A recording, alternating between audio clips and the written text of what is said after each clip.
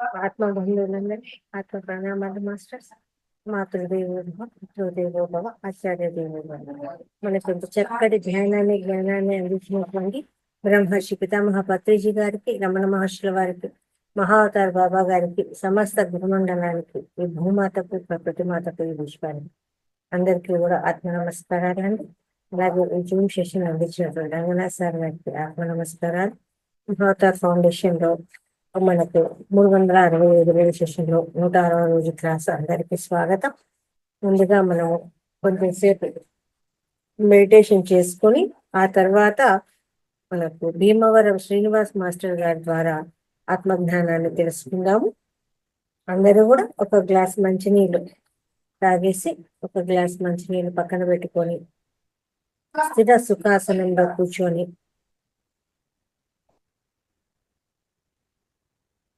చక్కగా అద్దాలు ఉంటే తీసి పక్కన పెట్టేయండి.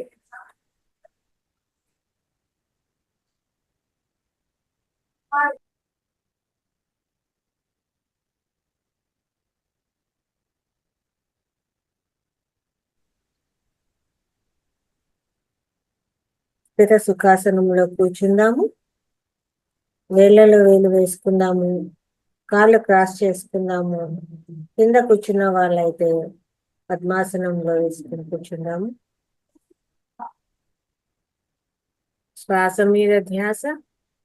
ఏ నామము లేదు, ఏ నామస్మరణ లేదు, ఏ మంత్రము లేదు, ఏ జపము లేదు. కేవలము శ్వాసను మాత్రమే గమనిస్తామండి. ఇక్కడ శ్వాస మీద మాత్రమే ధ్యాస ఉండాలి. మన శ్వాసే మన గురువు.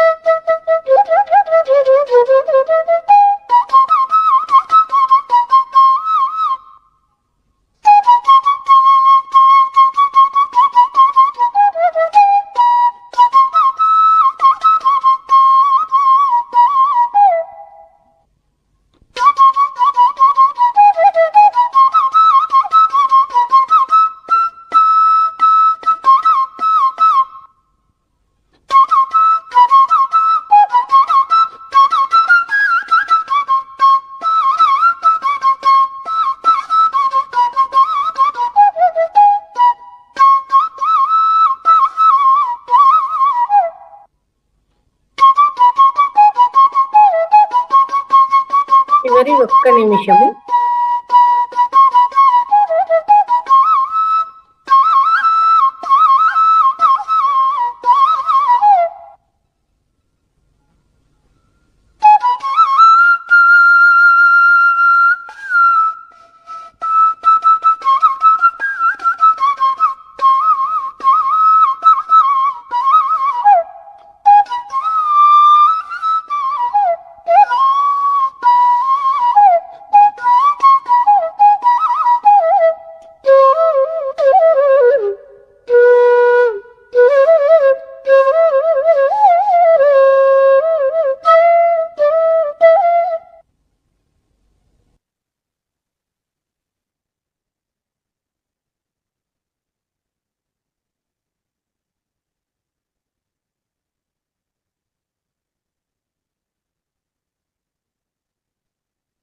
నెమ్మదిగా 2 చేతులు విడదీసి 2 కళ్ళ మీద పెట్టుకుందామండి.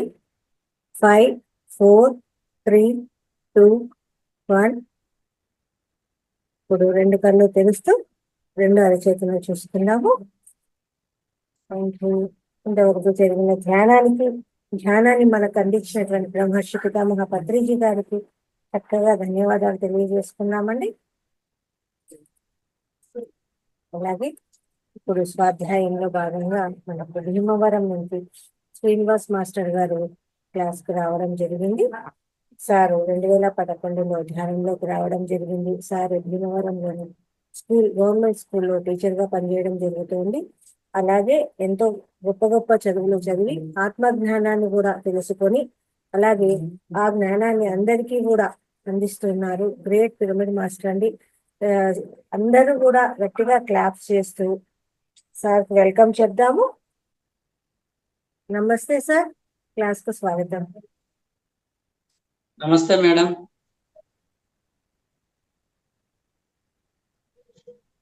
నమస్తే. సార్ వినిపిస్తుందా వాయిస్ బాగానే? కొంచెం వాయిస్ పెంచుకోండి సార్. కొంచెం వాయిస్ పెంచాను. ఇప్పుడు సార్ ఓకేనా? Okay sir. Yes madam. Thank you very much.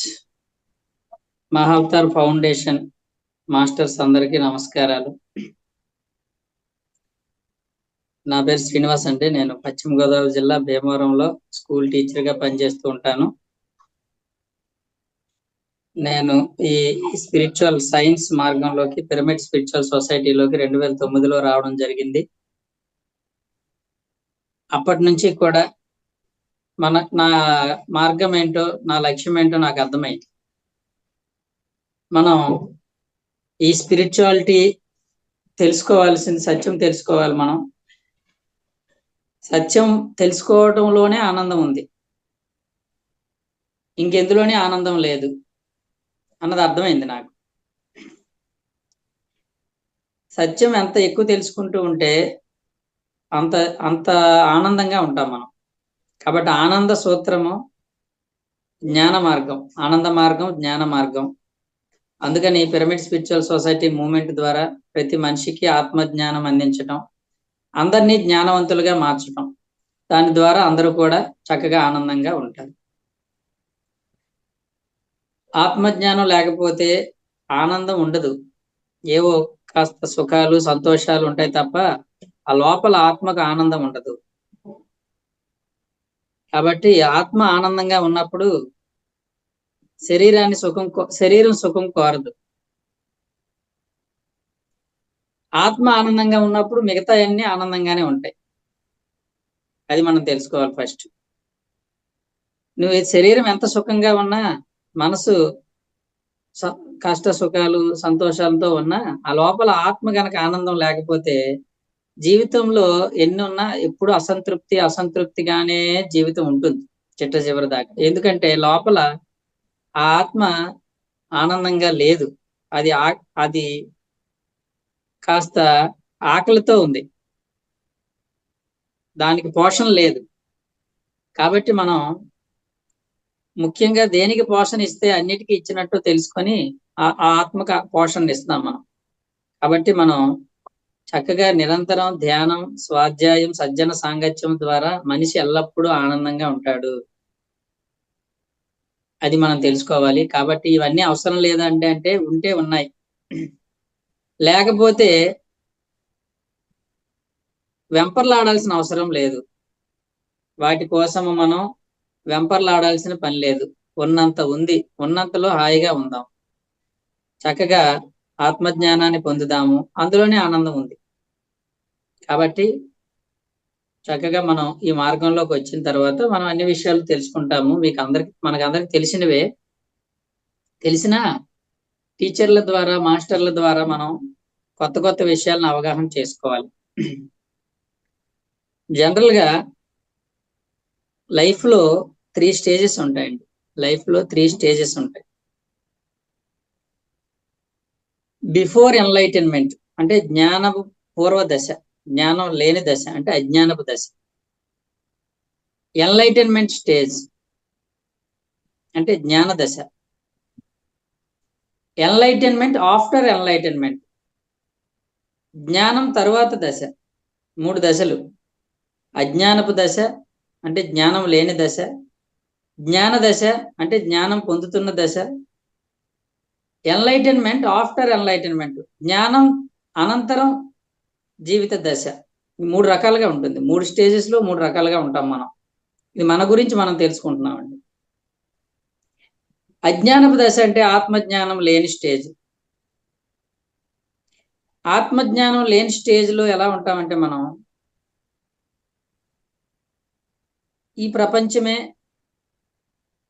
లో సంపాదనలు ఇవే మనకి లక్ష్యం, ఇదే మనకి లక్ష్యం. సంపాదించుకోవాలి, బాగా చదువుకోవాలి, అందరికి ఒక మంచి పేరు ప్రఖ్యాతులు రావాలి, అందరి దగ్గర మంచివాడిని అనిపించుకోవాలి అని ప్రాపంచిక జీవితంలో ఏవైతే గొప్పవో వాటి కోసమే ప్రయత్నం చేయటం అనేది జ్ఞాన పూర్వ దశ అంటే అజ్ఞానపు దశ అనొచ్చు. అంటే ఈ ప్రపంచమే ఉంది, అంతకు మించి ఏమీ లేదు అనే భావంతో ఉండే దశ. అంటే తెలుసుకోవలసింది ఉన్నది వేరే ఉన్నా అది తెలుసుకోకపోవడము, అది లేదనుకోవడం అనేది అజ్ఞానపు దశ. బిఫోర్ ఎన్లైటన్మెంట్ అంటే అజ్ఞానపు దశ. తర్వాత జ్ఞానపు దశలో ఏం తెలుస్తుందంటే ఈ ప్రపంచం అంతా మాయ, ఇదంతా నాటకము, ఇందులో పొందాల్సింది ఏమీ లేదు, ఏం పొందనా కూడా అది అశాశ్వతమే, ఇవేవి శాశ్వతమైనవి కావు. సంసారం శాశ్వతం కాదు, ధనము శాశ్వతం కాదు. వీరబ్రహ్మేంద్ర స్వామి చెప్పినట్టు మాయా వస్తువులు చెప్పాడు ఆయన. అంటే అజ్ఞానంలో ఉన్న వాళ్ళని ఈ ప్రపంచమే నువ్వు సత్యం అనుకుంటున్నావు, ఈ ప్రపంచమే శాశ్వతం అనుకుంటున్నావు, అన్ని ఇక్కడ పొందాలని, ఇక్కడ ఏది పొందితే అదే గొప్ప అనుకుంటున్నావు నువ్వు అనుకునే వారిని ఇది సత్యం కాదు, ఇదంతా మాయ, వేరే సత్యం ఉంది అని చెప్పి అజ్ఞానంలో ఉన్న వారిని జ్ఞానంలోకి తీసుకొచ్చే దశ అది. అది జ్ఞాన దశలో టీచింగ్స్ ఏముంటాయంటే, టీచింగ్ అలాగే ఉంటుంది, మనం నేర్చుకునేది కూడా అలాగే ఉంటుంది. ఏముంటుంది, ఏం చెప్తారు అక్కడ టీచింగ్? సతులు సుతులు మాయ, సంసారములు మాయ, ధనము జనము మాయ, తనువు మాయ, మాయ దెల్చువాడు మర్మాగ్ని యోగిరా, కాళికాంబ హంస కాళికాంబ. ఇది ఎవరికి ఈ సూత్రము? అజ్ఞానంలోంచి జ్ఞానంలోకి వచ్చే వారికి ఈ సూత్రం. సతులు, సతులు అంటే భార్యలు, భర్తలు, ఇదంతా మాయ. సుతులు అంటే పిల్లలు. సతులు సుతులు మాయ అంటే నీ భార్య, నీ పిల్లలు, అంటే ఈ సంసారంలో ఉన్న బంధువులు అనుకుంటున్నావే, ఈ బంధాలన్నీ మాయ. అంటే ఒకప్పుడు ఉండి ఇంకొకప్పుడు లేనివి. ఈ భార్య ఒకప్పుడు లేదు కదా, ఒక 20 సంవత్సరాల క్రితం నాకు భార్య లేదు, ఇప్పుడు భార్య ఉంది కదా. అంటే ఒకప్పుడు లేనిది ఇప్పుడు వచ్చింది, మాయే కదా. ఇప్పుడు ఉన్నది కొంతకాలానికి మళ్ళీ లేకుండా పోతుంది, అది మాయే కదా. అంటే ఒకప్పుడు ఉండి ఒకప్పుడు లేకుండా ఉంటే అది మాయ. పిల్లలు ఉన్నారు, ఒక 15 సంవత్సరాల క్రితం పిల్లలే అంటే ఆ పిల్లలు ఎవరో, వాళ్ళు ఎక్కడున్నారో నాకు తెలియదు. అసలు నాకు వాళ్ళతో సంబంధం లేదు, వాళ్ళ గురించి ఆలోచన లేదు. కానీ ఇప్పుడు మాకు పిల్లలు ఉన్నారు, 3 పిల్లలు. ఒకప్పుడు లేని వాళ్ళు ఇప్పుడు వచ్చారు, ఇప్పుడు నా దగ్గర, నా జీవితంలోకి. ఈ జీవితంలో వచ్చిన వాళ్ళు కొంతకాలం తర్వాత వాళ్ళు కూడా ఉండకుండా పోతారు. ఇది మాయ. సతులు సుతులు మాయ, సంసారములు మాయ. ఈ సంసారం అనేది నువ్వు ఇద్దరే సత్యం అనుకుంటున్నావు. ఈ సంసారంలో ఇదంతా దీనిలోనే పడి కొట్టుకుంటున్నావు నువ్వు, దీనికే ప్రాముఖ్యాన్ని ఇస్తున్నావు, ఇందులో అభివృద్ధి సాధించడం కోసమే ప్రయత్నం చేస్తున్నావు, ఇందులో ఉన్నత స్థితిని పొందడానికే ప్రయత్నం చేస్తున్నావు. కానీ ఇదంతా మాయా. నువ్వు ఎంత ప్రయత్నం చేసినా, ఎంత ఎత్తుకు ఎదిగినా అది ఒక నీటి బుడగ లాంటిది. ఆ నీటి బుడగలు చూడండి, ఇలా ఇలా పెద్ద బుడగ అవుతుంది. అంత బాబు ఎంత పెద్ద బుడగ అనుకున్నంతలో టప్మని పేలిపోద్ది, కనబడకుండా పోద్ది. ఇది కూడా అంతే. ఈ సంసారంలో నువ్వు ఎంత ఎత్తుకి ఉన్నత శిఖరాలకి ఎదిగినా, ఈ ప్రాపంచిక జీవితంలో ఇవన్నీ నీటి బుడగలు లాంటివి. ఎప్పుడోకప్పుడు టప్మని పేలిపోతాయి, ఉండకుండా పోతాయి, కనబడకుండా పోతాయి అన్న సత్యాన్ని గ్రహించు నువ్వు. సతులు సుతులు మాయ, సంసారములు మాయ, ధనము జనము మాయ. ధనం అంటే డబ్బు, సొమ్ములు బాగా ఉన్నప్పుడు బాగా ఉంటాయి కదా మనకి. ఉండేసరికి మనకి చుట్టుపక్కల అన్ని మనకి ఫర్నిచర్, మన సుఖాలు భోగాలు అన్ని బాగా కనబడతాయి. కనబడగానే మనకి ఇది చాలా బాగుంది, ఇది నిజమే, కరెక్టే అది. కానీ అది కూడా మాయ అని తెలుసు. మాయ అంటే అది నిన్ను పాడు చేస్తుందని కాదు. మాయ అంటే ఒకప్పుడు ఉండి ఒకప్పుడు ఉండండి. చిన్నప్పుడు లేదు కదా అంత డబ్బు, ఇప్పుడు వచ్చింది, తర్వాత ఉంటుందో పోతుందో ఏం తెలుసు మనకి. కాబట్టి అది కూడా నీటి బుడగ లాంటిదే, ఉన్నట్టు కనబడతాయి కానీ ఉండవు. ఎండమావులు అన్నారు మాస్టర్. ఎండమావులు అంటే అక్కడ ఏదో నీటి చలములు ఉన్నట్టు కనబడతాయి కానీ అక్కడ ఏమి ఉండవు. అక్కడికి వెళ్ళి చూస్తే ఏమి ఉండవు, ఇక్కడ నుంచి చూస్తే ఏదో.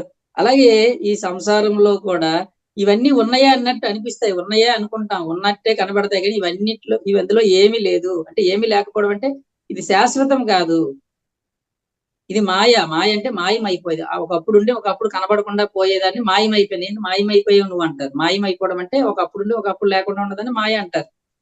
మాయ అంటే అది ఏదో చెడ్డది కాదు, ఒకప్పుడు ఉండి ఒకప్పుడు లేని దాన్ని మాయ అంటారు. ధనము మాయ, జనము మాయ. జనం అంటే నీ చుట్టూ తిరిగే వాళ్ళు ఉంటారు కదా, నీ వెనకాల శిష్యులు, గురువు వెనకాల శిష్యులు ఉంటారు. కొంతమంది గురువులు ఉంటారు, ఆ శిష్యులు గురువు గారు అంటారు. ఎందుకే ఆ శిష్యులు శిష్యులే గారు. కొన్నాళ్ళకి ఎవడు కనబడ్డు, కొంతకాలం కనబడుతుంటారు, కొన్నాళ్ళకి మళ్ళీ ఎవడు కనబడ్డు ఈ జనము. అలాగే ఒక రాజకీయ నాయకుడు వెనకాల కనబడుతుంటారు. వాడి పదవి ఉన్న వాడి చుట్టూ చేరుతారు, పదవి లేకపోతే వాడు ఫోన్ చేసినా కూడా వీడు లిఫ్ట్ చేయడు. అలా మన ఇంట్లో కూడా ఉంటారు కదా. అంటే డబ్బు ఉంటే ఏదో అంటారు, ఒక పద్యం ఉంది, వేమన పద్యం. ధనము ఉన్నప్పుడు మన చుట్టూ అందరూ బంధువులు అందరూ చేరుతారు. నీ దగ్గర ధనం లేకపోయేసరికి ఒక్కడు కనబడ్డు. ఎలాగంటే చెరువులోకి నీరు చేరినప్పుడు కప్పలన్నీ తెప్పలుగా వస్తాయి. చెరువు ఎండిపోతే ఒక కప్ప కనబడదే. మళ్ళీ చెరువు నిండిన వెంటనే ఎక్కడ లేని కప్పలన్నీ చెరువులోకి వచ్చి చేరినట్టు డబ్బు లేకపోతే నీ దగ్గర ఒక్కడు కనబడ్డు, ఎవడు నీ వైపు చూడ్డు. డబ్బు కలిగి ఉంటే అందరూ బంధువులే నీకు, ఊర్లో బంధువులే, తెలిసిన ముక్కు ముఖం లేనివాడు కూడా బంధువు అయిపోతాడు నీకు. కనుక ఈ జనం అనేది కూడా మాయ నాయన. నువ్వు వాళ్ళని చూసి మురిసిపోకు, నా వెనకాల ఇంత ఉంది, బలగం ఉందని అనుకోకు. అది కూడా మాయే. మాయ అంటే ఒక కొన్నాళ్ళు ఉండి కొన్నాళ్ళు లేకపోయింది. ధనము జనము మాయ, తనువు మాయ. చివరికి వచ్చారు. చివరికి ఏం చెప్పారు? తనువు అంటే ఈ శరీరము. ఈ శరీరాన్ని చూసి కూడా నువ్వు మురిసిపోతున్నావు. దీనికోసం చాలా ఇంపార్టెన్స్ ఇస్తున్నావు. అది మంచిదే, ఇవ్వాలి ఇంపార్టెన్స్. అంటే హయ్యర్, ఇంక దీనికోసమే నువ్వు జీవించక్కర్లేదు. ఇది ఒక కొన్నాళ్ళకు ఉండి కొన్నాళ్ళు పోయేదని తెలుసుకో. ఇది నిరంతరం శాశ్వతంగా ఉన్నది కాదు. కాబట్టి నీ జీవితకాలం అంతా దీని పోషణ కోసమే చూడకు నువ్వు అని చెప్తున్నారు మాస్టర్లు. ఎవరికి? అజ్ఞానములు, అంటే ఆత్మజ్ఞానం లేకుండా ఈ ప్రపంచమే శాశ్వతం అనుకుంటూ ఈ ప్రపంచ భోగాల్లోని, ప్రపంచ విషయాల్లోని, ప్రాపంచిక విషయాల్లోనే కొట్టుమిట్టాడుతూ ఉన్న మనుషులకి జ్ఞానబోధ చేసి ఇదంతా మాయ అని తెలుసుకో, ఇది కొంతకాలం ఉండి కొంతకాలానికి పోతుంది, నువ్వు ఉంటావు అనుకుంటున్నావు కానీ ఇవన్నీ మాయ, నీ శరీరం మాయ, సతులు సుతులు మాయ, సంసారములు మాయ, ధనము జనము మాయ, తనువు మాయ. మాయ తెలుసువాడు మర్మాగ్ని యోగిరా. ఎవడైతే ఈ మాయను తెలుసుకుంటాడో, అంటే తెలుసుకోవడం అంటే ఏంటి? ఇది మాయే కదని వదిలిపెట్టేసేవాడు మళ్ళీ యోగి కాదు. ఇది మాయే కదా, ఇంక మాయ అయినప్పుడు ఇప్పుడే వదిలేద్దాం, ఇప్పుడే వదిలేయడానికి కాదు. అది నువ్వు మాయ అని తెలుసుకొని జీవించు. ఎలాగైతే ఒక సినిమాలో యాక్టర్ ఉంటాడు, ఆ హీరో హీరోయిన్స్ ఇద్దరు చక్కగా డ్యాన్స్లు వేస్తారు, సినిమాలో అన్ని ఉంటాయి, పాటలు ఉంటాయి, అన్ని ఉంటాయి. వాళ్ళిద్దరిని చూస్తే నిజంగా భార్య భర్తలు అన్నట్టు నటిస్తారు వాళ్ళు. వాళ్ళిద్దరికీ తెలిసి ఇది మేము యాక్ట్ చేస్తున్నాము, ఇది నాటకం, ఇది జస్ట్ నటనే తప్ప ఇది రియల్ కాదని తెలుసు. కాబట్టి రియల్ కాదని తెలిసినా రియల్ భార్య భర్తలు ఎలా ఉంటారో అలా అలా నటిస్తారు వాళ్ళు, అలా జీవిస్తారు వాళ్ళు ఆ సినిమాలో. అప్పుడు ఆ సినిమా హిట్ అవుతుంది. ఎంత బాగా యాక్ట్ చేశారో వాళ్ళు. నిజంగా మనకి ఏడుపు తెప్పించేశారు, జీవించేశారంట. చూసారు, జీవించేశారు అంటే ఏంటి? నటన కాకుండా నటనలోనే జీవించేశారంటే నిజంగా వాళ్ళు భార్య భర్తలేనేమో అనేలాగా ఉన్నారు. మనం కూడా అంతే. ఆ సినిమా యాక్టర్స్ కి ఎలాగైతే ఇదంతా బూటకము, నాటకం అని అలా తెలుసుకునే జీవిస్తారో నటిస్తారో, మనం కూడా ఇదంతా మాయే, సతులు మాయ, సుతులు మాయ, సంసారము మాయ. వాటి మీద మోహం వద్దు అని చెప్పారు కదా. మోహము నిర్మమో నిరహంకారో, భగవద్గీతలో. మోహం వద్దు, అహంకారం వద్దు. నువ్వు దేన్ని చూసి వీగిపోవద్దు, అలాగని దేని పట్ల మోహం వద్దు. ఎందుకంటే ఏది, ఈ ప్రాపంచిక వస్తువులు ఏవి శాశ్వతమైన కావు, ఇవన్నీ మాయలే. కాబట్టి ఇది జ్ఞానపు దశ. అజ్ఞానపు దశ ఏంటి? ఈ ప్రాపంచిక వస్తువులే, ప్రాపంచిక విషయాలే శాశ్వతమైనవి అనుకుంటూ వాటికే ప్రాధాన్యతనిస్తూ ఇంట్లో చుట్టాలకు గాని, బంధువులకు గాని, ఇంట్లో సొంత అన్నదమ్ములకు గాని, వాడి కష్టాల్లో ఉన్న వాడి వైపు చూడకుండా వీడి స్వార్థానికి ఇంకా సంపాదించాలి నేను అంటే రూల్స్ ఆడు పెట్టుకుంటాడు. అందరినీ చూస్తే నేను ఎదగలేను, ప్రాపంచికంగా ఉన్నత స్థితికి వెళ్ళాలని చెప్పేసి మొత్తం బంధాలే కాదు, ఎవరి స్నేహితుల్ని, బంధాలని, బంధుత్వాల్ని, వాళ్ళు కష్టాల్లో ఉన్న వాళ్ళ వైపు చూడకుండా, అంటే ప్రాపంచిక జీవితంలో ఉన్నత స్థితికి ఎదగాలని చెప్పేసి, ప్రాపంచికంలో గొప్పగా ఉండాలని చెప్పి, అదే గొప్ప, అందులో ఎంత గొప్పగా ఉంటే అంత గొప్ప అనుకుంటూ అలా జీవించే వాళ్ళు, అది అజ్ఞానులు అంటాం. చూస్తే ఇప్పుడు ఎవరు అజ్ఞానంలో ఉన్నారో, ఎవరు జ్ఞానంలో ఉన్నారో తెలుస్తుంది మనకి. ఎవరైతే ప్రాపంచికతకి ఎక్కువ ప్రాముఖ్యతనిస్తారో వాళ్ళందరూ అజ్ఞానంలో ఉన్నట్టే. ఎందుకంటే అదే శాశ్వతం అనుకుంటాం. ఇప్పుడు మనం ఏం చేస్తామంటే, అది శాశ్వతం కాదు, అదంతా మాయ, అవంతా ఎప్పటికప్పుడు పోయేవి నాయన, అది కాదు నువ్వు చూడాల్సింది, వాటికి కాదు నువ్వు ప్రాముఖ్యతను ఇవ్వాల్సింది. ఇక్కడ ఒక ఆత్మ ఉంది, అది శాశ్వతము. నువ్వు గత జన్మలో ఉన్నావు, అంతకు ముందు జన్మలో ఉన్నావు, అంతకు ముందు జన్మలో ఉన్నావు. గత జన్మలో ఈ శరీరం లేదు, అంతకు ముందు జన్మలో ఈ శరీరం లేదు, అంతకు ముందు జన్మలో ఈ శరీరం లేదు.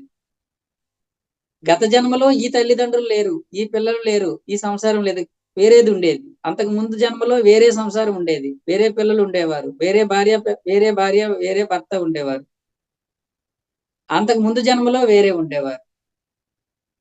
అంటే ప్రతి జన్మలోని ఇవన్నీ మారుతూ వచ్చాయి, కానీ ప్రతి జన్మలో నీ ఆత్మ మట్టుకు మారలేదు.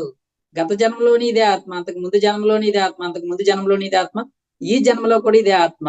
ఇది శాశ్వతము అని తెలుసుకొని ఆత్మ యొక్క పురోగతికి, ఆత్మ యొక్క అభివృద్ధికి, ఆత్మ యొక్క ప్రగతికి, ఆత్మను మెరుగుపరుచుకోవడానికి ప్రయత్నం చెయ్యి. ఆత్మ యొక్క జ్ఞానాన్ని పొందు. నువ్వు ఒక ఆత్మవని తెలుసుకో.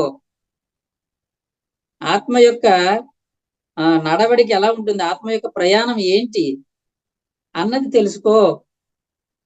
కాబట్టి సత్యం తెలుసుకోవడం అంటే జ్ఞానపు దశ ఇది.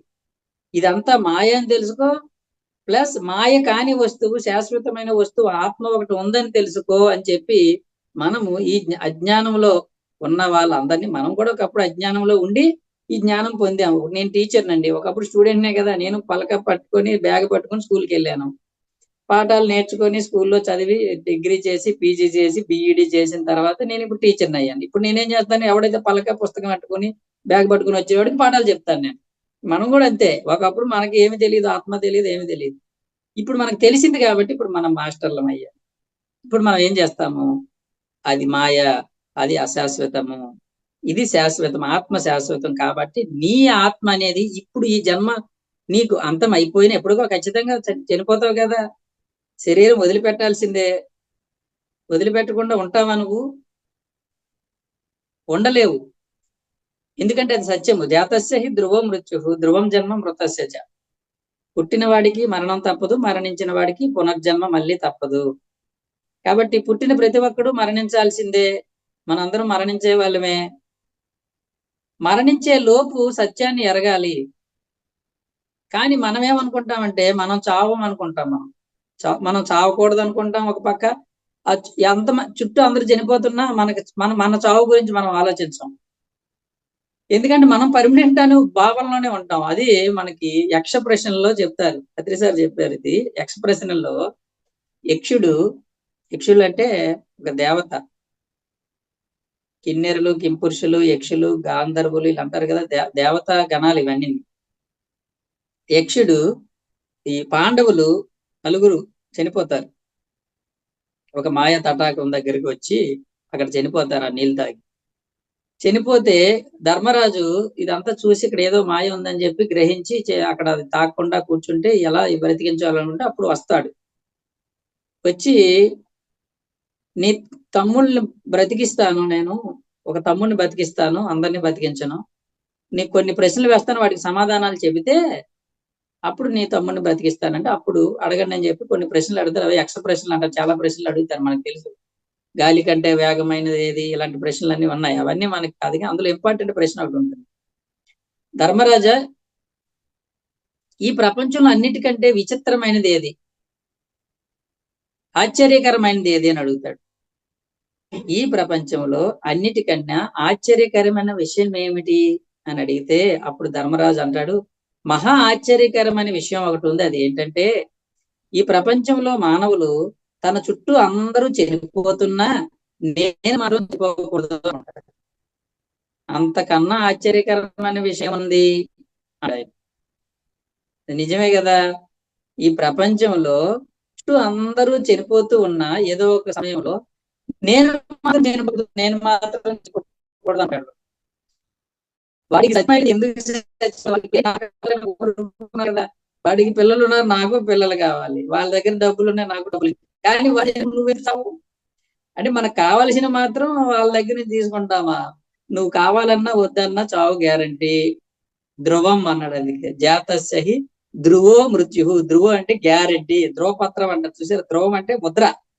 పుట్టిన ప్రతి ఒక్కడికి గ్యారంటీ చావు అని. ఇక్కడ మనం ఏం చెప్తామంటే నువ్వు ఎప్పుడొకప్పుడు పోవాల్సింది గ్యారంటీగా మనం పోయే వాళ్ళమే, శరీరాన్ని వదిలిపెట్టే వాళ్ళమే.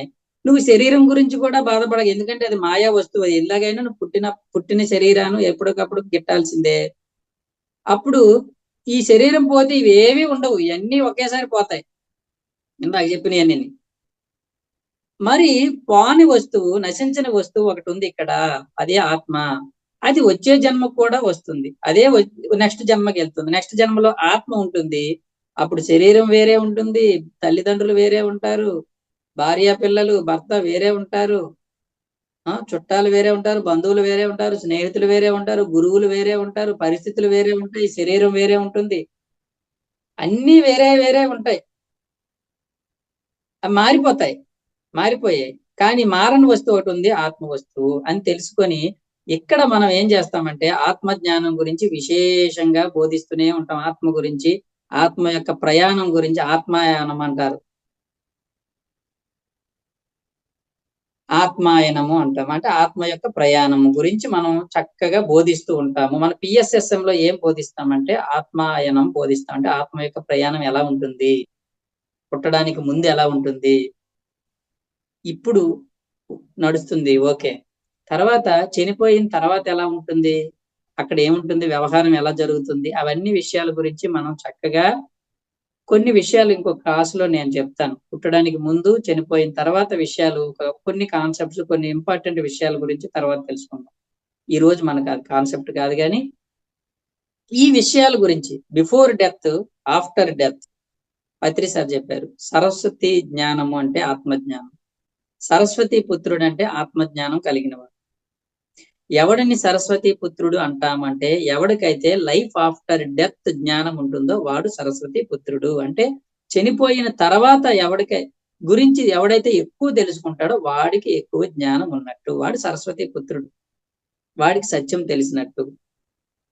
కనుక మనము ఈ జ్ఞానపు దశలో ఆత్మ యొక్క స్థితిగతులను, ఆత్మ యొక్క జ్ఞానాన్ని విశేషంగా నేర్చుకుంటాము. ఇది ఎన్లైటన్మెంట్ ఇన్ ప్రాసెస్,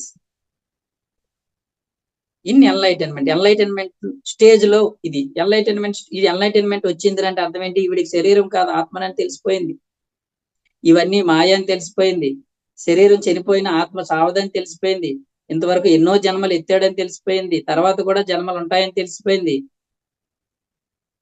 ఈ ఎన్నో జన్మల్లో చేసుకున్న కర్మల ఫలితాలు మళ్ళీ జన్మల్లో అనుభవించాలని తెలిసిపోయింది. కాబట్టి మన జీవితంలో మనం అనుభవించే ప్రతిదానికి కారణం మనమే అని తెలిసిపోయింది. మన వాస్తవానికి మనమే సృష్టికర్తలం అని తెలిసిపోయింది. మన వాస్తవానికి ఎవడు సృష్టికర్త కాదు, మన కర్మల వల్లే మన జీవితం ఎలా ఉందని తెలిసిపోయింది. అంతేకాకుండా ఆత్మ ప్రతి జన్మకి ఎదుగుతూ ఉంటుంది, ఎన్నో జన్మలు ఎత్తిన తర్వాత సంపూర్ణ జ్ఞానవంతులు అవుతామని తెలిసిపోయింది. అంటే ఇంతవరకు తెలియని జ్ఞానం, అజ్ఞానంలో ఉన్నప్పుడు ఏమీ తెలియలేదు, ఇప్పుడు అన్నీ తెలిసిపోయినాయి. ఇది ఎన్లైటన్మెంట్ స్టేట్ అంటాం దీన్ని. అది బిఫోర్ ఎన్లైటన్మెంట్ అంటే అజ్ఞానపు దశ, ఇది ఎన్లైటన్మెంట్ స్టేట్ అంటే జ్ఞానపు దశ. జ్ఞానపు దశలో మనకి తెలియకుండా ఉన్న జ్ఞానం అంతా తెలుసుకుంటూ ఉంటాము. ఇది ఎన్లైటన్మెంట్ స్టేజ్. అర్థమైంది అనుకుంటాను. అయితే ఇప్పుడు నేను చెప్పబోయేది ఏంటంటే ఎన్లైటన్మెంట్ ఆఫ్టర్ ఎన్లైటన్మెంట్, ఇది ఒక స్టేజ్ ఉందని ఎవరికి తెలియదు. మనం ఏమనుకుంటామంటే ఇంక జీవితం అంతా ఎన్లైటన్మెంట్ స్టేజ్ లోనే ఉంటాము, ఇంక జ్ఞానం పొందుతూనే ఉండడం ఇదే మన పని అనుకుంటాం. కానీ ఇంకొక స్టేజ్ ఉంది, 3 స్టేజ్లు అని చెప్పాను.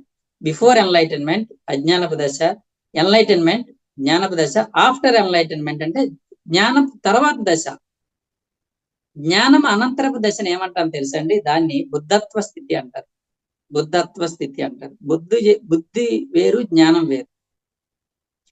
జ్ఞానపు దశ, కృష్ణుడు జ్ఞానానికి పరాకాష్ట, బుద్ధుడు బుద్ధత్వానికి పరాకాష్ట. కృష్ణుడు ఎన్లైటన్మెంట్ కి ప్రతీక. ఆయన ఏం చెప్పారు, భగవద్గీతలో అంతా కూడా ఆత్మజ్ఞానమే కదా, ఆత్మ గురించే చెప్పాడు ఆయన, ఎన్లైటన్మెంట్ గురించే చెప్పాడు. అంటే ఎన్లైటన్మెంట్ కి ప్రతీక ఎవరంటే బుద్ధుడు, కృష్ణుడు. ఎన్లైటన్మెంట్ ఆఫ్టర్ ఎన్లైటన్మెంట్, జ్ఞానం తర్వాత బుద్ధత్వ స్థితికి ప్రతీక ఎవరంటే బుద్ధుడు స్టేజ్. బుద్ధుడు ఆత్మ గురించి, ఆత్మజ్ఞానం గురించి చెప్పలేదు. అంటే చెప్పారు, పర్సనల్ గా కొంతమందికి చెప్పారంట, కానీ ఆయన చెప్పిందంతా బుద్ధత్వమే. ఈ బుద్ధత్వ స్థితి చూడండి, మళ్ళీ బుద్ధత్వ స్థితిలో ఎలా ఉంటుందంటే, ఈ బుద్ధత్వ స్థితి ఎలా ఉంటుంది, బిఫోర్ ఎన్లైటన్మెంట్ అజ్ఞానపు దశలో ఏ అవగాహనతో ఉంటామో మళ్ళీ అదే అవగాహనకు వస్తాం, కానీ అప్పుడు వేరు ఇప్పుడు వేరు. ఒక స్త్రీ ఉంది, పెళ్ళయింది, పిల్లలు లేరు, ఇంకా పిల్లలు కలగలేదు, ఇంకా తల్లి కాలేదు. ఇప్పుడు గర్భం ధరించింది, అంటే ఏంటి, తల్లి కాబోతుంది. ఇప్పుడు గర్భం నుంచి శిశువు జన్మించాడు, ఇప్పుడు ఏమైంది, తల్లి అయింది. ఇప్పుడు ఆవిడ ఎలా మారుతుంది, శిశువు జన్మించిన తర్వాత గర్భం ధరించక ముందు ఎలా ఉందో అలా ఉంది ఇప్పుడు అలాగే అవుతుంది, అలాగే మారిపోయింది ఆవిడ. కానీ అప్పటికి ఇప్పటికి తేడా ఉందా లేదా? అప్పుడు తల్లి కాలేదు, ఇప్పుడు తల్లి అయ్యింది. ఆవిడ ఒక పిల్లకి తల్లి అయ్యింది అంటే ఎదిగింది. కానీ చూడడానికి అది ఇది ఒకటే, కానీ రెండు ఒకటి కావు. ఉంటే కొంచెం అర్థం అవడం కోసం చెప్పాను. అలాగే ఆఫ్టర్ ఎన్లైటన్మెంట్ స్టేజ్ కూడా బిఫోర్ ఎన్లైటన్మెంట్ స్టేజ్ లాగా ఉంటుంది. అక్కడ ఎలా ఉంటుంది అంటేనండి, ఆఫ్టర్ ఎన్లైటన్మెంట్ స్టేజ్ లో ఏదో ఆత్మ గురించి, పైలోకాల గురించి, కర్మ సిద్ధాంతాల గురించి పక్కన పెట్టు, వాటి సంగతి పక్కన పెట్టు. ఇక్కడ ఎలా జీవించాలి? ఇక్కడ ఫార్ములా ఏంటంటే పత్రి సార్ చెప్పారు. ఒక ఒక ఒక స్పిరిచువల్ సైంటిస్ట్ చెప్పిన సూత్రాలను చెప్తూ అని చెప్పాడు. ఇక్కడ ఫార్ములా ఏంటంటే,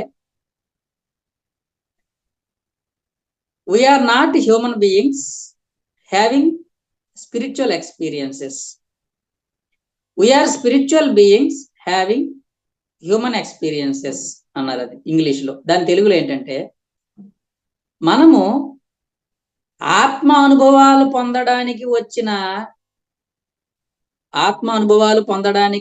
వచ్చిన మానవులం కాదు. మనమేమి ఆత్మ అనుభవాలు పొందడానికి వచ్చిన మానవులమేమీ కాదు.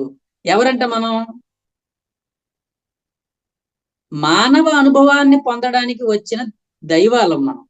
ఆల్రెడీ మనం దైవాలు. మనం ఏమనుకుంటాం? మనం మానవులము, దైవత్వాన్ని పొందడమే మన లక్ష్యము అనుకుంటాం. కానీ అది రాంగు. ఆల్రెడీ మనం దైవాలమే. ఇక్కడికి ఎందుకు వచ్చాము? ఈ మానవ జీవిత అనుభవాలని చక్కగా పొందడానికి వచ్చాము. ఇది చూడండి ఎలా ఉంది. మానవ అనుభవాలు పొందడానికి అంటే ఏంటి? నువ్వు ఏ స్థితిలో, పురుషుడిగా పుడితే పురుషుడిగా, పేదవాడిగా పుడితే పేదవాడిగా, ఒక టీచర్గా ఉన్నావు టీచర్గా ఉండు, ధనికుడిగా ఉంటే ధనికుడిగా, ఒక చాకలిగా ఉంటే చాకలిగా.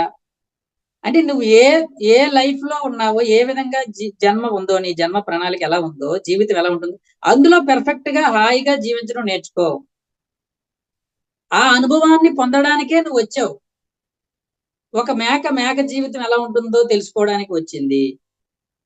ఒక ఆవు జీవితం ఎలా ఉంటుందో అది కూడా దేవుడే. ఈ పైనున్న దేవుళ్ళందరూ కూడా రకరకాల జన్మల్ని ఎంచుకుంటూ వస్తాం. అలాగే మనం కూడా, నేను ఒక టీచర్ జీవితాన్ని అనుభూతి చెందడం కోసం వచ్చాను. ఇప్పుడు నేను టీచర్ ఉద్యోగం మానేసి నేనేదో హిమాలయాలు యోగిలాగా మారిపోవడం, లేకపోతే పైలట్ బాబా అయిపోలే, టీచర్ బాబా అయిపోకూడదు. నేను ఇప్పుడు బాబాని అయిపోవడం నా లక్ష్యం కాదు. ఎందుకంటే నేను బాబాని ఏం అవ్వక్కర్లేదు, నేను దేవుడిని అయిపోగల. ఆల్రెడీ నేను దేవుడినే. కానీ ఈ మానవ జీవిత అనుభవాన్ని పొందడం కోసం వచ్చాను. ఈ అనుభవం నాకు ఇదే ఫస్ట్.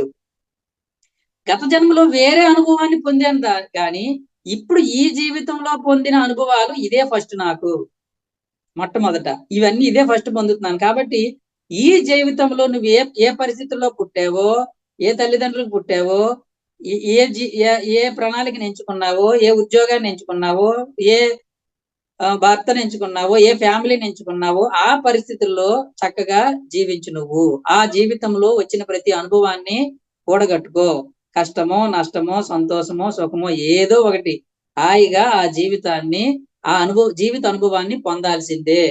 ఆ పొందడమే బుద్ధత్వం. బుద్ధత్వము అంటే ఏంటంటే, మొన్న ఇది వరకు ఒక కాన్సెప్ట్ చెప్పాను.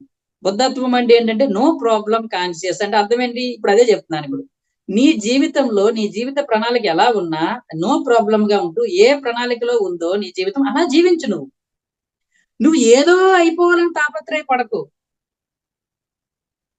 అది అజ్ఞానపు దశ నుంచి జ్ఞానపు దశలోకి వచ్చినప్పుడు, అది ఎప్పుడు నీకు అసలు జ్ఞానమే లేదు. అప్పుడు ఏముంది? నేనేదో సాధించాలి, ఏదో తెలుసుకోవాలి, అయిపోయింది. ఇప్పుడు ఆత్మజ్ఞానం వచ్చేసింది, అన్ని తెలిసిపోయిన తర్వాత నువ్వు తెలుసుకోవాల్సింది ఏంటంటే, ఓహో నేను ఇప్పుడు టీచర్ గా వచ్చాను, నేను టీచర్ గా పెర్ఫెక్ట్ గా. నేను ఒకప్పుడు ఉద్యోగం మానేద్దామని ప్లాన్ చేశాను. కానీ నాకు తర్వాత ఏమర్థమైందంటే, ఈ ఉద్యోగం మానేయడం అనేది రాంగ్, అధర్మం. అధర్మం అంటే రాంగ్. నేను ఈ టీచర్ ఉద్యోగంలో ఉంటూ ఆ ఉద్యోగ జీవితంలో ఉన్నటువంటి అనుభవాలన్నీ చక్కగా పొందడం కోసమే వచ్చాను నేను టీచర్ గా. కనుక అది వదిలేయడం అనేది రాంగ్. వదలకుండానే ఉంటూనే నేను ఆధ్యాత్మికంగా ఎదుగుతున్నానో లేదో అనవసరం. కానీ ప్రాపంచిక జీవితంలో నువ్వు ఎలాంటి జన్మ ప్రణాళిక ఎంచుకున్నావో ఆ ప్రణాళికలో చక్కగా ఆ విధంగా జీవించటమే నువ్వు. ఎందుకంటే నువ్వు దైవత్వం, ఆత్మానుభవం పొందడం, దైవత్వాన్ని పొందడం అది నీ లక్ష్యం. ఎందుకంటే ఆల్రెడీ నువ్వు ఆత్మవే. నువ్వు దైవానివే. ఆ దైవమైన ఆత్మమైన నువ్వు ఈ మానవ శరీరంలోకి దూరావు. దీని సంగతి ఏంటో చూద్దామని. ఫర్ ఎగ్జాంపుల్ ఇప్పుడు నేను భీమవరం నుంచి ఎక్కడికో వెళ్ళానండి, హైదరాబాద్ వెళ్ళాను. ఎందుకు వెళ్ళాను హైదరాబాద్? హైదరాబాద్ లో ఏదో అక్కడ చూడాల్సింది, చెందాల్సింది, అక్కడ తెలుసుకోవాల్సింది, అక్కడ ఏదో పని మీద వెళ్ళాను కాబట్టి అక్కడ దాని గురించే చూడాలి తప్ప అక్కడి నుంచి నేను ఇటు ఆలోచించకూడదు. అలాగే మనం ఈ మానవ శరీరంలోకి దూరిన తర్వాత ఈ మానవ అనుభవాలు ఎలా ఉన్నాయో తెలుసుకోవడానికి వచ్చాము. ఇది ఎన్లైటన్మెంట్. ఆఫ్టర్ ఎన్లైటన్మెంట్ స్టేట్ ఏం చెప్తుందంటే, నువ్వు ఏదో అయిపోదామని ప్రయత్నం చేయకు. ఇది విచిత్రంగా లేదా?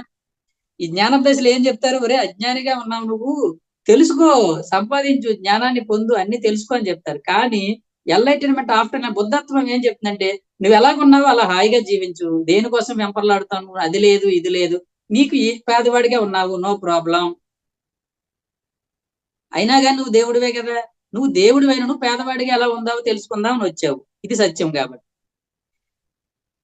బిఫోర్ ఎన్లైటన్మెంట్ అంటే నీకు ఆత్మజ్ఞానం లేనప్పుడు నీకు కష్టం.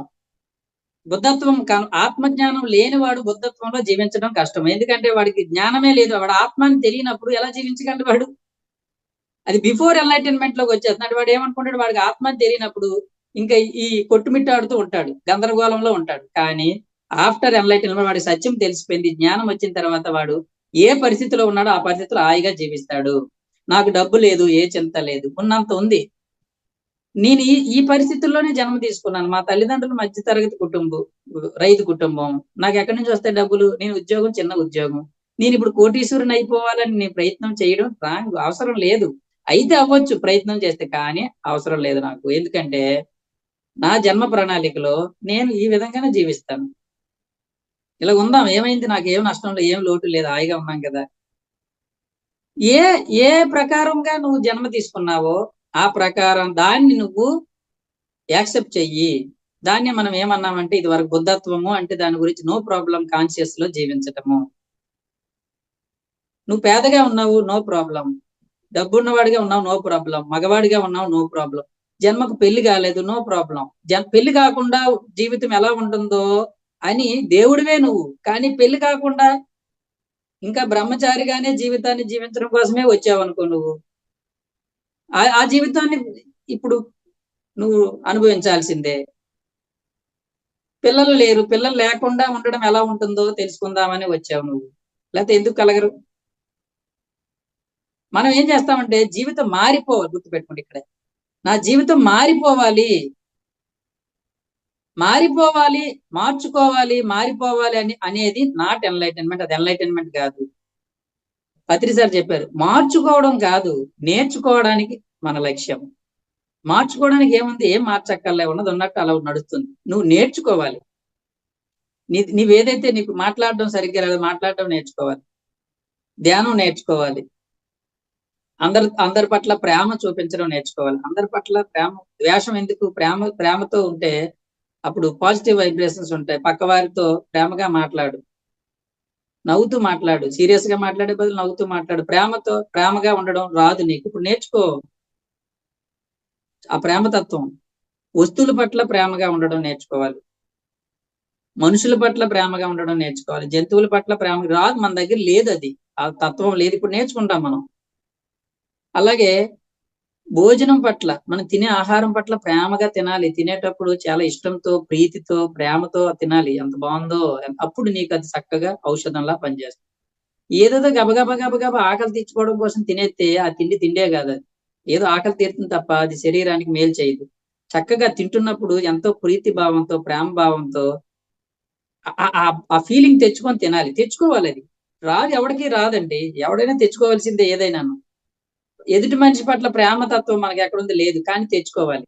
ఎవరితో నన్ను మాట్లాడినప్పుడు ఇప్పుడు నేను వీళ్ళతో ద్వేషం ఎందుకు, నాకు ప్రేమతో మాట్లాడతాను నేను అనుకోవాలి. ఇప్పుడు ఈ వస్తువు ఉంది, నా ఫోన్ ఉంది, నా ఫోన్ పట్ల ప్రేమతో ఉండాలి. ప్రేమ అంటే నువ్వు అనుకుంటున్నావు ప్రేమ ఎలా అవుతుంది? ఫోన్ కూడా ప్రేమ అంతే. నువ్వు ఫోన్ పట్ల ప్రీతి, ప్రేమ ఉంటే ఆ వస్తువు ఎక్కువ కాలం మన్నుతుంది. దీన్నే మన హిందూ సాంప్రదాయంలో ఆయుధ పూజ అన్నారు. ఆయుధ పూజ అంటే ఇదే అర్థం. ఆయుధ పూజ అంటే నువ్వు వాడే ప్రతి వస్తువు పట్ల పూజ్య భావంతో కలిగి ఉండాలి. దాన్ని ఆయుధ పూజ. మనం ఏం చేస్తామంటే నిమ్మకాయ కట్టేసి బొట్లు పెట్టేసి అయిపోయింది అనుకుంటాం. అది కాదు ఆయుధ పూజ అంటే. ఆయుధ పూజ అంటే ఆయుధం అంటే పనిముట్టు. నువ్వు వాడే ప్రతి వస్తువు పట్ల నువ్వు ప్రేమతో, ఇప్పుడు కుర్చీతో కూడా ప్రేమగా ఉంటే ఆ కుర్చీలో కూర్చున్నంతసేపు ఎంతో హాయిగా ఉంటుంది. దానికి ఆ వైబ్రేషన్స్ ఉంటాయి. ప్రతి వస్తువుకి వైబ్రేషన్ ఉంటుంది. నువ్వు బైక్ వాడుతున్నావు, ఆ బైక్ పట్ల ప్రేమగా ఉండాలి. బైక్ పట్ల అయిష్టతతో ఉన్నావు అనుకో, అది ఎప్పుడు రిపేర్ లో వస్తుంది. నీ బైక్ పట్ల నువ్వు ప్రేమతో, నా బుజ్జి తల్లి బాగా నడుపుతున్నావు, నువ్వు నన్ను బాగా తీసుకెళ్తున్నావు, చాలా థ్యాంక్స్ అని చెప్పి అనుకో, దానికి అది నీకు చక్కగా పనిచేస్తుంది. నిజమండి అది. అలాగే నీ కారు ఉంది, కారు పట్ల ప్రేమతో, ప్రీతితో దాన్ని ఒకసారి ఇలా పట్టుకొని, చాలా థ్యాంక్స్, నన్ను చాలా బాగా నాకు నువ్వు ఉపయోగపడుతున్నావు, నాకు చాలా బాగా, అంటే ఒక ఇంట్లో మన మనిషితో, మన పిల్లలతో ఎలా ఉంటాం అలా అలా దానితో అలా ఒకసారి ఆ ఫీలింగ్స్ ని, ఆ మాటల్ని ఇవ్వాలి ఆ వస్తువులకి. పూజ్య భావం, గౌరవ భావం, తన్నడం, వస్తువులను తన్నటం, అంటే అయిష్టత, అగౌరవంగా ఉండకూడదు. దాన్నే ఆయుధ పూజ అన్నారు. సంవత్సరానికి ఒకసారి చేయడం కాదు, ప్రతి క్షణము అలా ఉండాలి. మనం పడుకుంటే ఆ మంచం పట్ల కూడా నాకు ఎంత బాగా చక్కగా రాత్రిపూట నిద్ర పట్టేలా చేస్తున్నాను, థ్యాంక్స్ అని చెప్తే దాని వైబ్రేషన్స్ పాజిటివ్ గా ఉంటాయి. నిజం ఇది. ఒకసారి ప్రాక్టీస్ చేయండి అందరూ. పత్రి సార్ ఒకటి చెప్పారు, ఒక ఎక్స్పీరియన్స్ చెప్పారు. అమెరికాలో ఒక మేడం అండి, ఒక మేడం గారు అంటే సార్ వెళ్తున్నారంట, ఆ ఏసీ పాడైపోయిందంట. ఎంత చేద్దామన్నా ఇంకా టైం లేదు, బాగు చేయడానికి లేదు, ఎంత ప్రయత్నించినా రాలేదంట. కాసేపు ధ్యానం చేసి, అమ్మ తల్లి, సార్ వస్తున్నారు, నువ్వు నన్ను ఇబ్బంది పెట్టకు ఈ రోజు, మరి ఇప్పుడు అంటే నైట్ టైం 12 అయ్యింది, ఇప్పుడు ఏ మెకానిక్ రాలేరు, ఆయన ఇబ్బంది పెట్టకు, కొంచెం ఏసీ నువ్వు పని చేయమ్మా అన్నదంట. అని 5 నిమిషాల తర్వాత స్విచ్ చేస్తే ఆన్ అయిందండి, అది పనిచేసి. పత్రి సార్ చెప్పారు ఈ ఎక్స్పీరియన్స్. అలాగే ఒకడు కారు స్టార్ట్ చేస్తే ఇంజిన్ స్టార్ట్ అవ్వలేదంట, చూసాడంట, అక్కడ ఆ ఇంజిన్ పైన అలా పిరమిడ్ పెట్టి కాసేపు, నువ్వు మాకు ఈ రోజు నాకు హెల్ప్ చేయమ్మా, నువ్వు మాకు పని చేయమ్మా అని చెప్పి ఆ ఇంజిన్ తో మాట్లాడి కూర్చున్నాడంట. టక్మని స్టార్ట్ అయిందంట. అంటే ఎప్పుడు అలా జరగకపోవచ్చేమో కానీ, వాటికి కూడా అవి మిరాకిల్స్ అంటారు. వాటిని మిరాకిల్ అంటే ఏమి లేదు, మన యొక్క తరంగాలు, భావన తరంగాలు అనేవి అన్ని వస్తువుల మీద ఉంటాయి. మీరు ఎప్పుడైనా చూడండి, ఏ వస్తువు పట్ల మనకు అయిష్టత త్వరగా పాడైపోతుంది. మా మాస్టర్ ఉండేవాడండి, ఆయనకి పెళ్ళయి 25 సంవత్సరాలు అయింది. ఆ పెళ్ళెప్పుడు షర్ట్ వేసుకుని వచ్చేవాడు, 25 సంవత్సరాల క్రితం షర్ట్ ఎప్పుడుదో తెలిసేంటే అప్పుడుదండి. ఆయన అంత జాగ్రత్తగా బట్టలు చూసుకునేవాడు. ఆయన మనకేమో సంవత్సరం 2 సంవత్సరాల తర్వాత మళ్ళీ కనబడుతుంది. ఆయన 25 సంవత్సరాలు చొక్కాని వేసుకుని వచ్చేవాడు. అప్పుడు చొక్కాలు అంటే ఏంటంటే, నేను అంత జాగ్రత్తగా చూసుకుంటానండి వీటిని అంటే, ఆ వస్త్రము ఆయన అంత ప్రీతితో చూసుకోవడం వల్ల అన్ని సంవత్సరాలు వచ్చింది. మనం కూడా అంతే. వస్తువుల పట్ల, మనుషుల పట్ల ప్రేమతో ఉన్నాం అనుకోండి, వాళ్ళు మనకి మేలు చేస్తారు, లేకపోతే మనతో ఫ్రెండ్లీగా ఉంటారు, మంచిగా ఉంటారు. జంతువుల పట్ల, వస్తువుల పట్ల, అన్నిటి పట్ల ప్రేమ భావంతో చూడడం, ఇది చాలా ఇంపార్టెంట్ కాన్సెప్ట్. యాక్చువల్గా నేను ఇందాకే చెబుదాం అనుకున్నాను. ఇది చాలా మంది అందరం ప్రాక్టీస్ చేయాలండి. మన పిల్లలతో గాని, భార్యతో గాని. మనకి ఇది లేదు, అలవాటు లేదు, కానీ ప్రాక్టీస్ చేద్దాము. ఫ్రెండ్లీగా మాట్లాడడం, కొన్ని మాట అనకపోయినా లోపల ఫీలింగ్ తెచ్చుకోండి, ఆ ప్రేమ భావం.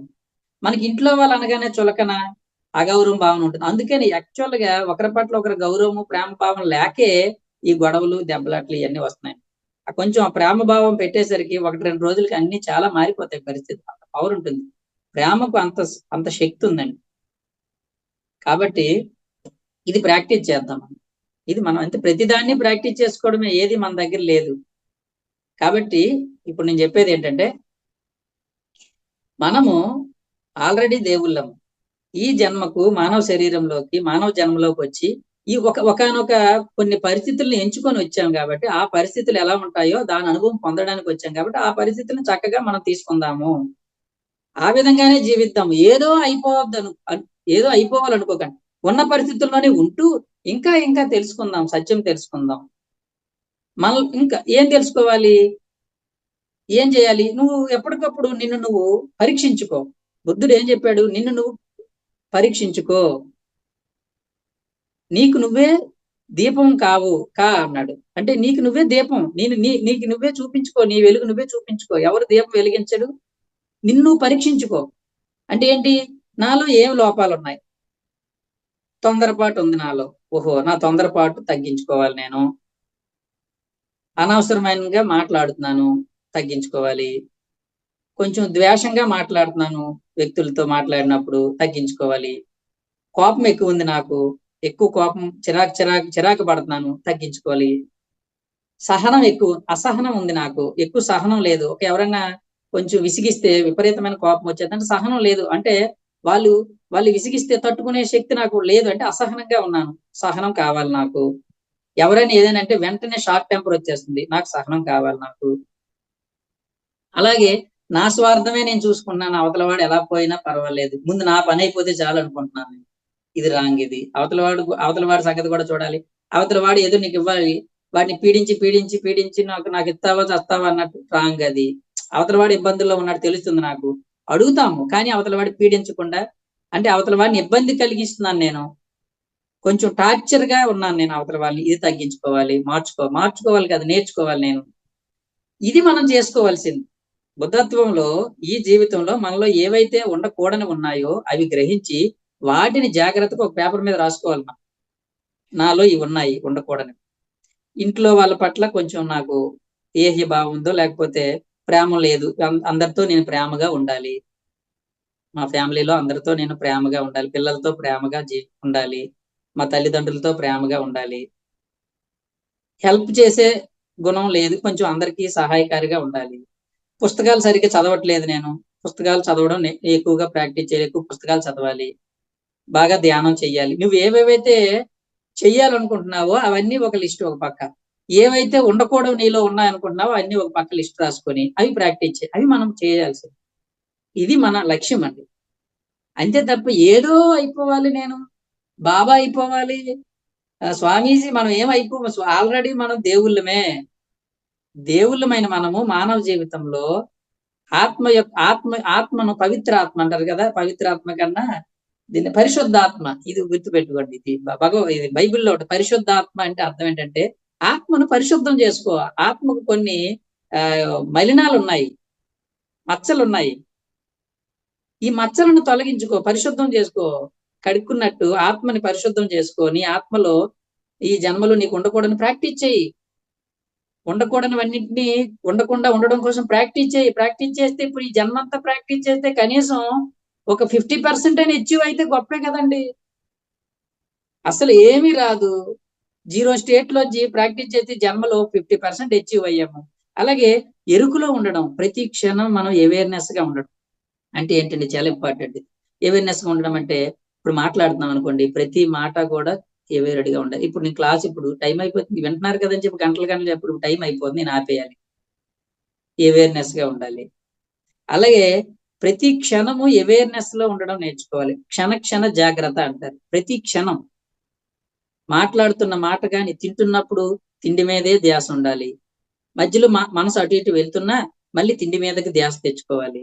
ఏ పని చేస్తుంటే ఆ పని మీదే ధ్యాస పెడుతూ ఉండడం ప్రాక్టీస్ చేయాలి. ఇది ఎవరికి ఉండదు, కానీ ప్రతి ఒక్కరూ ప్రాక్టీస్ చేయాల్సిన పని ఇది. పత్రిసారి చెప్పారు, ఆత్మజ్ఞానం వచ్చిన తర్వాత ధ్యానంలో కొంచెం పురోగతి పొందిన తర్వాత ప్రతి వ్యక్తి చేయాల్సిన సాధన ఏంటంటే మూమెంట్ టు మూమెంట్ అవేర్నెస్, క్షణ జాగ్రత్తను ప్రాక్టీస్ చేయాలి. ధ్యానం ప్రాక్టీస్ అయిపోయింది, మనం చేస్తూనే ఉన్నాం.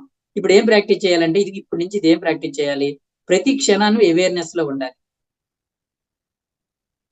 తింటున్నప్పుడు అవేర్నెస్ గా ఉండాలి, రాస్తున్నప్పుడు అవేర్నెస్ గా ఉండాలి, మాట్లాడుతున్నప్పుడు అవేర్నెస్ గా ఉండాలి.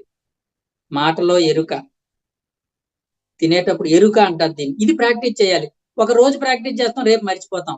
ఓషో అన్నాడు, నువ్వు ఎన్నో సంవత్సరాల నుంచి, ఎన్నో జన్మల నుంచి నీకు అవేర్నెస్ లేకుండా బ్రతికేవు నాయన, ఇప్పటికిప్పుడు వచ్చేది. కానీ నువ్వు ప్రాక్టీస్ చేస్తుంటే ఒక్కొక్కసారి సంవత్సరం కాలం మర్చిపోతావు, మళ్ళీ గుర్తొచ్చింది కదా, మళ్ళీ ప్రాక్టీస్ చేయి. కాబట్టి మనం చేయాల్సిన సాధన ఏంటంటే క్షణం అవేర్నెస్ లో ఉండడమే ఎన్లైటన్మెంట్ ఆఫ్టర్ ఎన్లైటన్మెంట్. అంటే జ్ఞానం తర్వాత దశలో ఏం చేయాలంటే ప్రతి క్షణం ఎరుకులా ఉండడం. మనం సమయాన్ని వృధా చేస్తున్నట్టున్నాం, సమయాన్ని వృధా చేయకూడదు. ఈ సమయం ఏదో ధ్యానం చేసుకో. ఎక్కడికో వెళ్ళాము, బస్సు లేట్ అయింది, లేకపోతే ట్రైన్ లేట్ అయింది, ఒక బుక్ పట్టుకొని చదువుకోవటము, లేకపోతే కళ్ళు మూసుకొని కూర్చొని ధ్యానం చేసుకోవటం, లేకపోతే ఇయర్ ఫోన్స్ పెట్టుకొని ఏదో కాన్సెప్ట్ లో వినుకోవటం. సమయాన్ని వృధా చేయకుండా ఉండడం, అది అవేర్నెస్. ఊరికే కూర్చుంటే బుర్ర నిండా ఆలోచనలు, వాళ్ళ గురించి వీళ్ళ గురించి ఆలోచిస్తూ ఏం పని లేదు కాబట్టి వాడికి ఫోన్లు చేయి, వీడికి ఫోన్లు చేసి చేయటం, ఎంత టైం వేస్ట్ అది. అంటే అవేర్నెస్ లేక మనం సమయాన్ని వృధా చేస్తూ, శక్తిని వృధా చేస్తూ, మాటను వృధా చేస్తూ. పత్రిసారి చెప్పారు, మనలోంచి ఒక్క బొట్టు కూడా వృధా చేయకుండా ఉండడమే బుద్ధత్వము అన్నాడు. ఒక్క బొట్టు కూడా వృధా కాకూడదు అన్నాడు. ఒక్క బొట్టు కూడా నీలోంచి శక్తి వృధా కాకూడదు, అంత జాగ్రత్తగా ఉండాలి. అప్పుడు నువ్వు మాస్టర్ అయినట్టు. మాస్టర్ అంటే అది అర్థం ఏంటి, ఒక్క బొట్టు శక్తి కూడా నీలోంచి వృధా కాకూడదు, అది మాస్టరీ. కాబట్టి నువ్వు అంత అయిపోయావంటే నేనేం అయిపోలేదు, కానీ ఆ తెలుసుకున్న సూత్రాలన్నీ ప్రాక్టీస్ చేస్తుంటాను నేను. మర్చిపోతుంటాను నేను కూడా, మళ్ళీ గుర్తు చేసుకొని చేయటమే. అందరం ఆ స్థితిలో ఉన్నాం ఇప్పుడు. ఏదైతే మనకు అవసరమో అవన్నీ ప్రాక్టీస్ చేస్తుంటాం. కాబట్టి మీరు నేను అందరం ఒకే స్టేజ్ లో ఉన్నాం. ఎవరు చెప్పినంత మాత్రాన ఆ స్టేజ్ లో ఉన్నాను కాదు. టీచర్ ఉన్నాడంటే వాడికి అన్ని తెలిసినట్టు కాదు. పిల్లడికి తెలియదు అంటే వాడికి తెలియదు, ఓకే, కానీ నీకు తెలిసిపోయినట్టు కదా నాకు తెలియదు. ఇప్పుడు 2 కిడ్నీలు ఉన్నారని చెప్తాను లోపల, నేను చూశానంటే నేను చూడలేదు కిడ్నీలు, చెప్తానంతే ఉన్నాయని. అలాగే చెప్పిన వాళ్ళందరికీ తెలిసిపోయినట్టుగా చెప్పిన వాళ్ళు కూడా నేర్చుకోవాల్సిందే. కాబట్టి థ్యాంక్ యూ వెరీ మచ్. కాబట్టి మనము అజ్ఞానుల్ని జ్ఞానులుగా మార్చాము. జ్ఞానం, ఆత్మజ్ఞానం వచ్చిన తర్వాత ఎన్లైటన్మెంట్ అంటే ఏం చెప్పాము మనం? నువ్వు ఏ స్టేజ్ లో ఉంటే, ఏ పరిస్థితిలో ఉంటే ఆ పరిస్థితిలో హాయిగా జీవించు. ఇది నువ్వే ఎన్నుకొని వచ్చావు ఈ జన్మ ప్రణాళికలో. నీకు డబ్బు లేదని ఏడవడం ఎందుకు? నిజంగా డబ్బు ఉండవలసిన ఉంటే నువ్వు ఆ డబ్బు ఉన్న వాళ్ళ ఫ్యామిలీలో పుట్టేవాడు, నీకు అర్హత ఉంది. ఎందుకు పుట్టలేదంటే అక్కడ కాదు, నీ జన్మ ప్రణాళిక ఎక్కడ ఉంది, ఇది ఇక్కడ నేర్చుకోవాల్సిన ఉన్నాయి పాఠాలు. మరి ఎందుకు నేల విడిచి సాము చేయకూడదు? నేల మీద ఉండే సాము చేయాలంటే ఏ పరిస్థితుల్లో ఉన్నా ఆ పరిస్థితుల్లో ఉంటేనే అన్ని నేర్చుకోవాలి. ఇది ఎన్లైటన్మెంట్ ఆఫ్టర్ ఎన్లైటన్మెంట్ స్టేజ్. కాబట్టి ఊరికి అవగాహన కోసం చెప్పాను, మీకు తెలిసి ఉండొచ్చు. Thank you very much. ఇంకొకసారి ఇంకొక కాన్సెప్ట్స్ తెలుసుకుందాము. ధన్యవాదాలు. Thank you madam.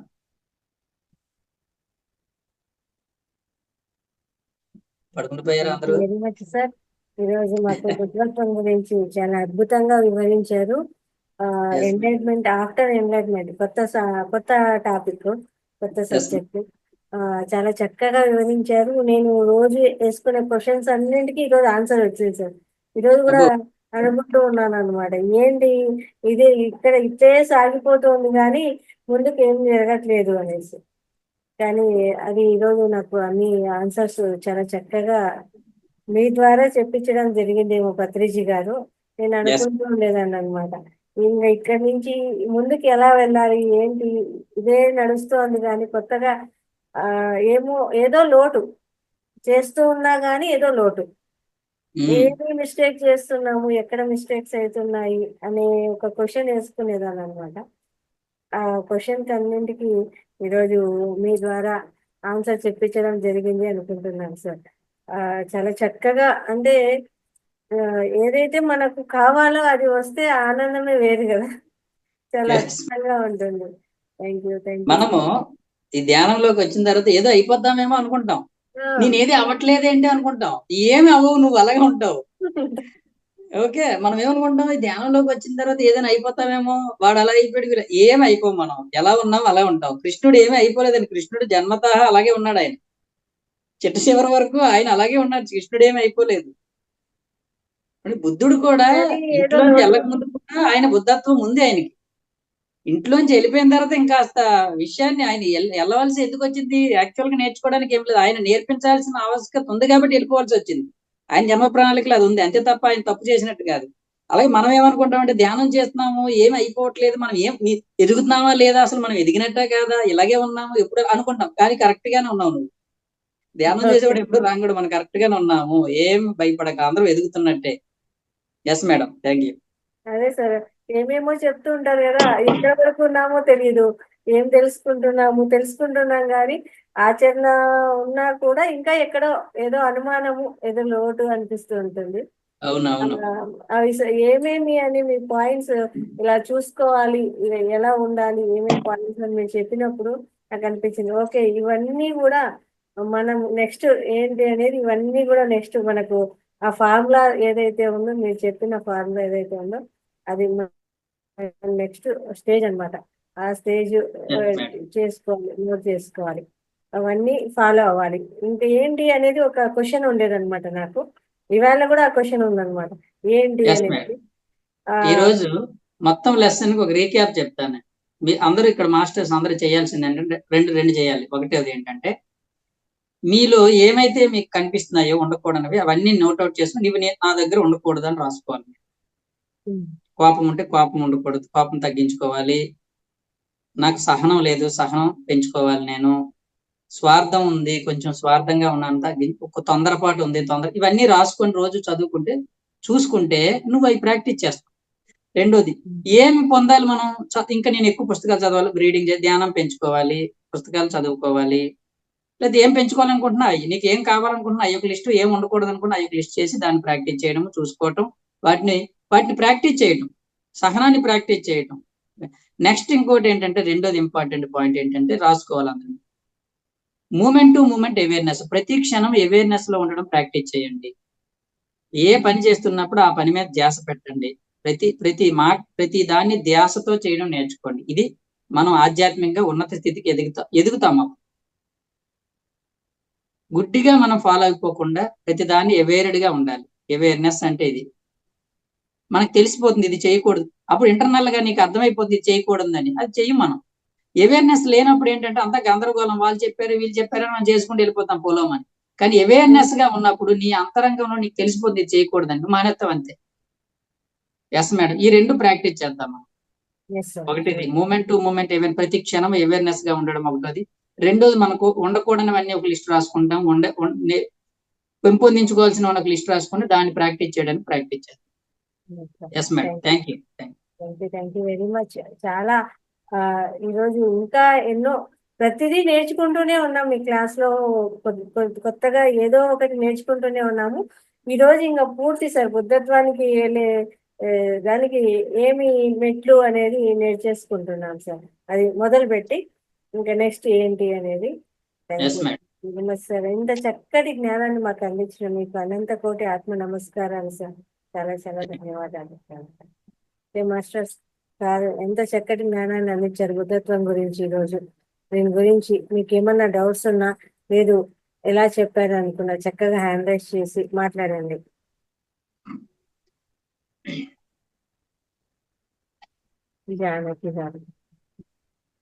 అన్మ్యూట్ చేసుకున్నాం.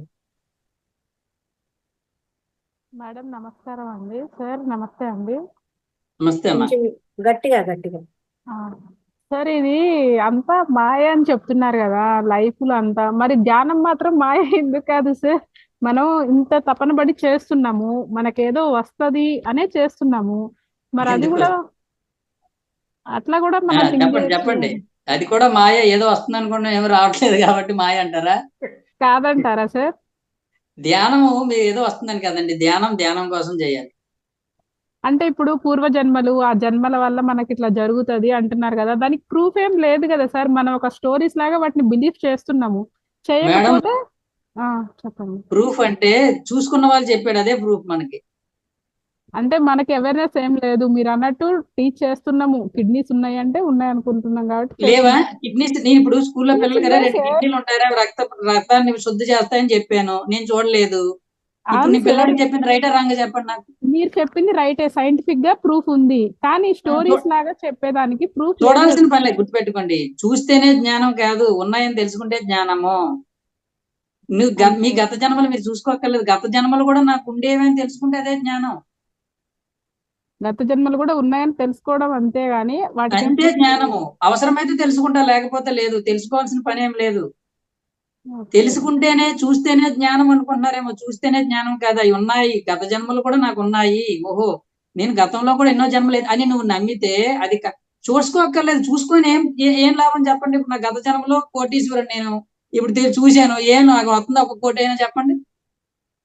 అట్లా కాదు సార్. ఇప్పుడు కొన్ని ఉంటాయి కదా మతాలు, ఏం చెప్తాయి, కొన్ని సంస్కృతులు ఒకటే జీవితం, ఒకటే లైఫ్ ఇంకొకటి ఉంటది అనేది, ఇంకా ముందు ఉన్నది అనేది అది ఉండదు. తప్పు అని చెప్తుంది ఆత్మజ్ఞానము. స్పిరిచువల్ సైన్స్ ఏం చెప్తుందంటే తప్పు నాయన, ఎన్నో జన్మలు ఉన్నాయని చెప్తుంది. అవునా?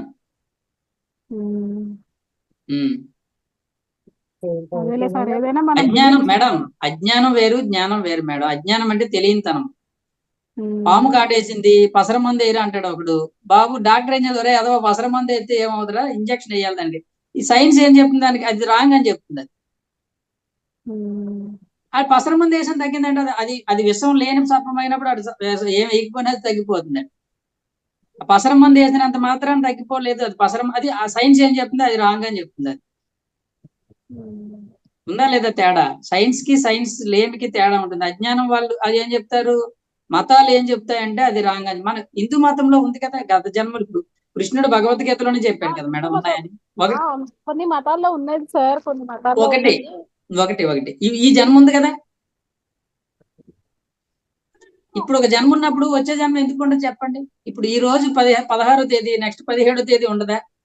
14 ఉంది కదా, 13 ఉంది, 12 ఉంది, 11 ఉంది, కనబడవు కానీ ఉన్నాయి కదా. అవి 17 ఉందంటే 18 కూడా ఉంటుంది.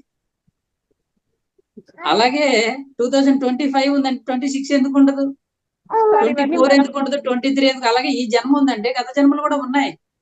సార్ ఆ నెంబరింగ్ సిస్టమ్, ఆ ఇయర్ సిస్టమ్ ఉదాహరణ మేడం, నెంబరింగ్ సిస్టమ్ దీనికి సంబంధం లేదు కానీ ఉదాహరణ కోసం అర్థం చేసుకోవడం కోసం చెప్తున్నాను. కనుక గత జన్మలు చూసుకున్నారు చాలా మంది, ఎన్నో జన్మలు చూసుకున్నారు. బుద్ధుడే చెప్పాడు కదా, నా గత జన్మలు అన్ని చూసుకున్నాను, ఆ కర్మ సిద్ధాంతాన్ని అర్థం చేసుకున్నాను అని చెప్పాడు. కృష్ణుడు భగవద్గీతలో బహునాం జన్మనా మధ్య జ్ఞానవాన్ మా ప్రపంచతే బహునేమే వ్యతీతాని జన్మాని తవచార్జున. నువ్వు నేను ఎన్నో జన్మలు ఎత్తాము, నా జన్మలు నాకు తెలుసు, నీకు తెలియదురా అన్నాడు. కృష్ణుడు చెప్పాడు, ఈ ధ్యానం చేసి ధ్యానంలో కొంతమందికి గత జన్మలు చూసుకున్నారు. గత జన్మలు నాకు ఫర్ ఎగ్జాంపుల్ నేను చెప్తాను, నేను నా ధ్యానంలో మా పెద్ద అబ్బాయి గత జన్మలు చూపించారండి నాకు మాస్టర్స్. అవునా సార్? అవును, మా పెద్ద అబ్బాయి గత జన్మలో జేన్ రాబర్ట్స్ అండి, సేత్ బుక్స్ రాశారు చూసారా? సేమ్ వాడు నిజమైన కాదు అసలు. నాకు దానికి సంబంధించిన నాలెడ్జ్ కూడా లేదు, ఏమీ లేదు. నాకు క్లియర్ గా చూపించి ఫొటోస్, వీడు గత జన్మలో జేన్ రాబర్ట్స్ అని ఫొటోస్ అన్ని చూపించారు. చూపిస్తే నేను చూస్తే as it is face cuts అన్ని అలా ఉంటాయి. కదా, జేన్ రాబర్ట్స్ లేడీ ఆవిడ, ఇప్పుడు అబ్బాయి ఫేస్ కట్ సేమ్. నేను అప్పుడైనా కరెక్ట్ ఇదని నాకు అర్థమైపోయింది. అవసరమైనవి చెప్పబడతాయి. నా జన్మ నాకు చూపించలేదు, మా అబ్బాయి జన్మ చూపించి, నేను ధ్యానం చేస్తే వాడి జన్మ చూపించారు నాకు, నాది చూపించలే. వాళ్ళు చూపిస్తారు మనకి. గుర్తుపెట్టి, జన్మలు అనేవి మాస్టర్స్ ఏం చేస్తారంటే అవసరమైతే మనకి చూపించబడతాయి, అవసరం లేకపోతే. అందుకే నేను ధ్యానంలో ఏం చెప్తానంటే, నీకు అవసరమైతే అవి వస్తాయి, అవసరం లేకపోతే అవి రావు. దాని గురించి ఉన్నాయని తెలుసుకోవచ్చు. ఇదే చెప్పాను, ఎన్లైటన్మెంట్ స్టేట్ లో కూడా ఇంకా పూర్తి అవగాహన లేకపోవడం అంటే ఏమనుకుంటాం, నేను చూసుకోలేదు కదా ఎలా నమ్మేది అంటాం. అదే కదా సార్. కాబట్టి ఉన్నాయని నమ్మితే అది జ్ఞానమే, అది నేను చెప్పేది.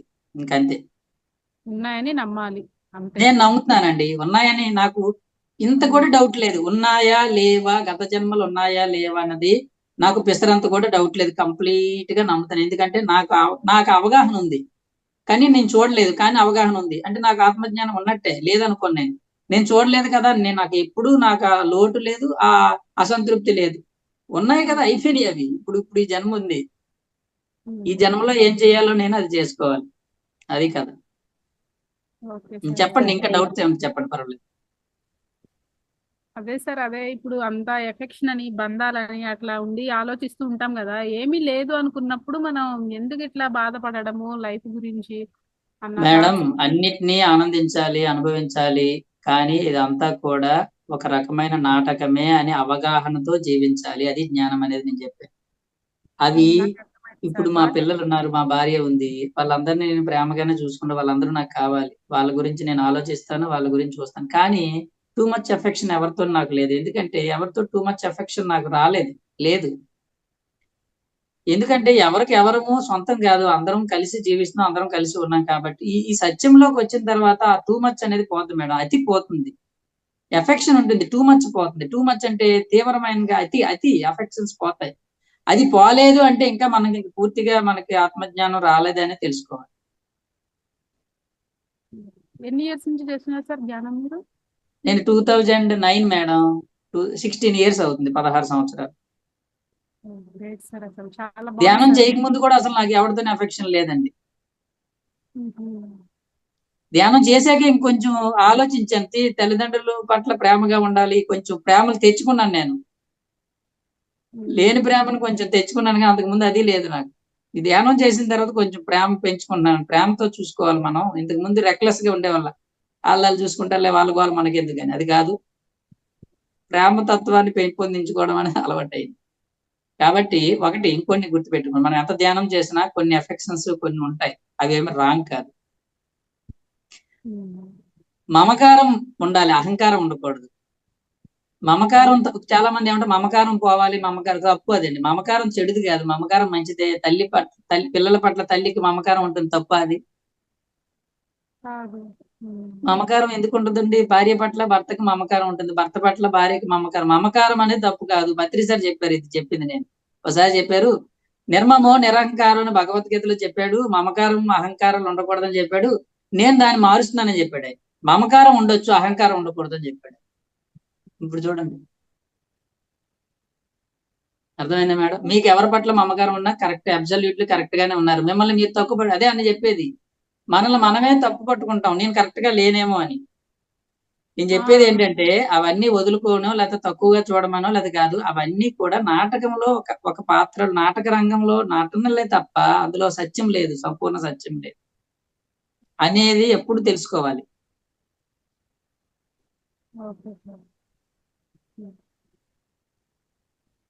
సాధన చేసే కొద్దీ, ధ్యాన సాధన చేసే కొద్దీ ఆటోమేటిక్ గా వస్తుంది మనకి. డైలీ 1 అవర్ చేస్తారా సార్ ధ్యానము? Too much effects 2 hours, morning 1 hour 1.5 hour చేస్తానండి, ఈవినింగ్ చేస్తానండి.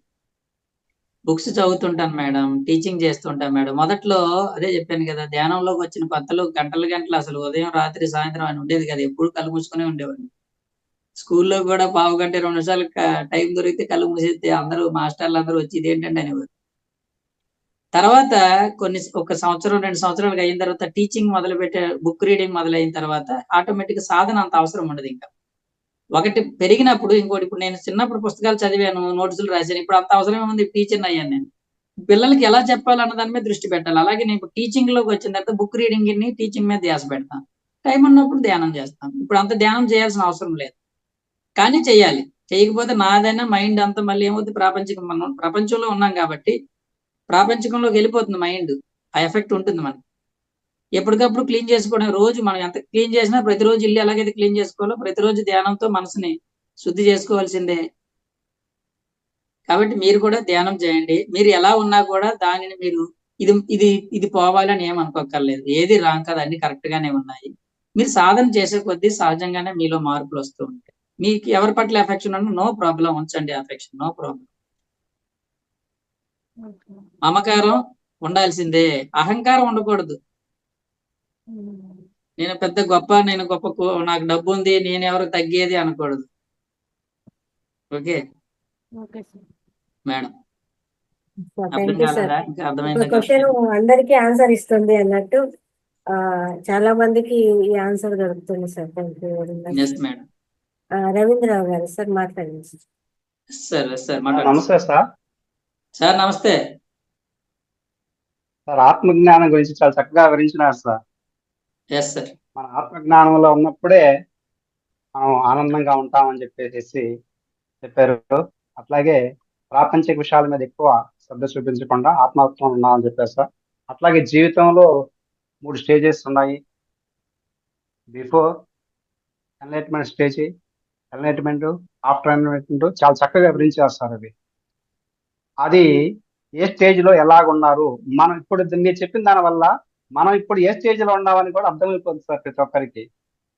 అజ్ఞాన దశలో ఉన్నామా, లేకుంటే కొద్దిగా జ్ఞాన దశలో ఉన్నామా, లేకుంటే ఇంకా ఎన్లైట్మెంట్ ఉన్నామా అని అర్థమయ్యేటట్టు చెప్పారు సార్. మీరు చాలా చక్కగా వివరించారు సార్. అట్లాగే ప్రతి ఒక్కరు కూడా ప్రేమతత్వంతో ఉండాలనేసి, ఎప్పుడు ఎరుకుతో ఉండాలని చెప్పారు. ప్రేమతత్వాన్ని పెంచుకోవాలి ప్రతి ఒక్కరు కూడా, ఇతరుల పట్ల కానీ, వస్తువుల పట్ల కానీ, అన్నింటిలో జంతువుల పట్ల, పక్షుల పట్ల, అన్నింటిలో కూడా ప్రేమతత్వాన్ని పెంచుకున్నప్పుడు అందరూ లోకం అంతా కూడా ఆనందమయంగా ఉంటుంది సార్. ఇది ఆత్మతత్వం గురించి మాత్రం చాలా చక్కగా వివరించారు సార్. ఇది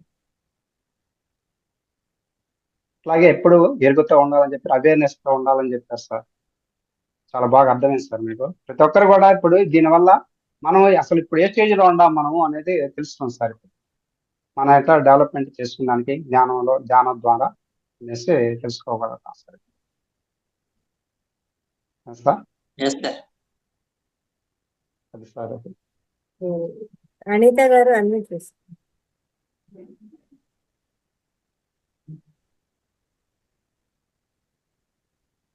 అనిత గారు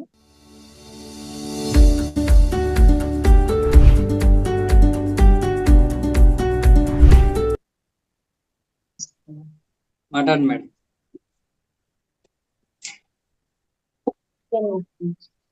అడగండి. నమస్తే మేడం. నమస్తే మాస్టర్.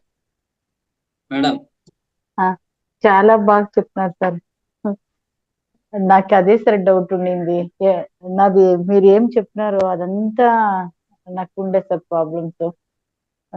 నేను మళ్ళీ రివైజ్ చేసుకుంటా ఉండాలి సార్, ఎగ్జామ్ కి రివైజ్ అయినట్లా. మీరు చెప్పేది చాలా ఉమ్, చాలా ఇంట్రెస్ట్ గా ఉండే. నేను నేను మీరేం చెప్తారో అదే తప్పేసారి చేసేది. అదే నేను ప్రతి క్షణం అంత ఉంటాను, మళ్ళీ ఎమోషన్ అయిపోతాను. ఇప్పుడు దేవుడి దగ్గర ఆఫీస్ లో కానీ ఎక్కడ రేయకూడదు అనుకుంటాను. వాళ్ళు అట్లే ప్రొవోక్ చేస్తారు. బట్ వాళ్ళకి మాకి డిఫరెన్స్ ఉంటుంది అని మేము తెలుసుకోనాలి. సడన్ గా ఐ పిచ్కి వెళ్ళిపోయిస్తాను సార్. అది అది ఎట్లా కంట్రోల్ చేస్తారు. డైలీ పర్వాలేదు. 300 పీపుల్స్ ని నేను రెవెన్యూ డిపార్ట్మెంట్ 300 మెంబర్స్ వస్తారు. వాళ్ళందరినీ మీట్ చేసి ఒక్కొక్కరు వెరైటీ సార్. పుట్టినోటిని ఇంకా సచ్చేత ఇంకా మేమే ప్రాబ్లమ్ సాల్వ్ చేస్తామేమో అనే తార చేస్తా వచ్చి నేను ఫోన్ చేసి చెప్తాను సార్, ఫస్ట్ మీరు మాట్లాడండి, నేను అంతా రాసుకుంటాను, తర్వాత నేను ఆన్సర్ ఇస్తానంటే అమ్ము అంటారు సార్. అట్లా చెప్పినాక మళ్ళీ మళ్ళీ మధ్యలో మాట్లాడుతూ ఉంటారు సార్. సిస్టమ్ లో పని చేయాలా, రైటింగ్ చేయాలా, వాళ్ళ దగ్గర మాట్లాడాలా, వీళ్ళు మాట్లాడుతూ ఉంటాను. ఇంకెవరో వస్తారు సార్, వాళ్ళు ఇంకొకటి అడుగుతారు, వాళ్ళ పక్కన ఇంకొకటి వస్తారు, టేబుల్ చుట్టూ నిల్చుని చెప్తూనే ఉంటారు సార్. ఎట్లా చేయాలా అని తెలియదు సార్ నాకు. అప్పుడు పొద్దున్నే లేచి నా 4:30కి అంతా వేస్తాను. ఫస్ట్ వార్మప్ అంతా చేసుకొని ఎక్సర్సైజ్ చేసి 5 o'clock కి మా సార్ వస్తుంది కదా, రంగనాథ్ సార్ది, దాంట్లో కూర్చుంటాము.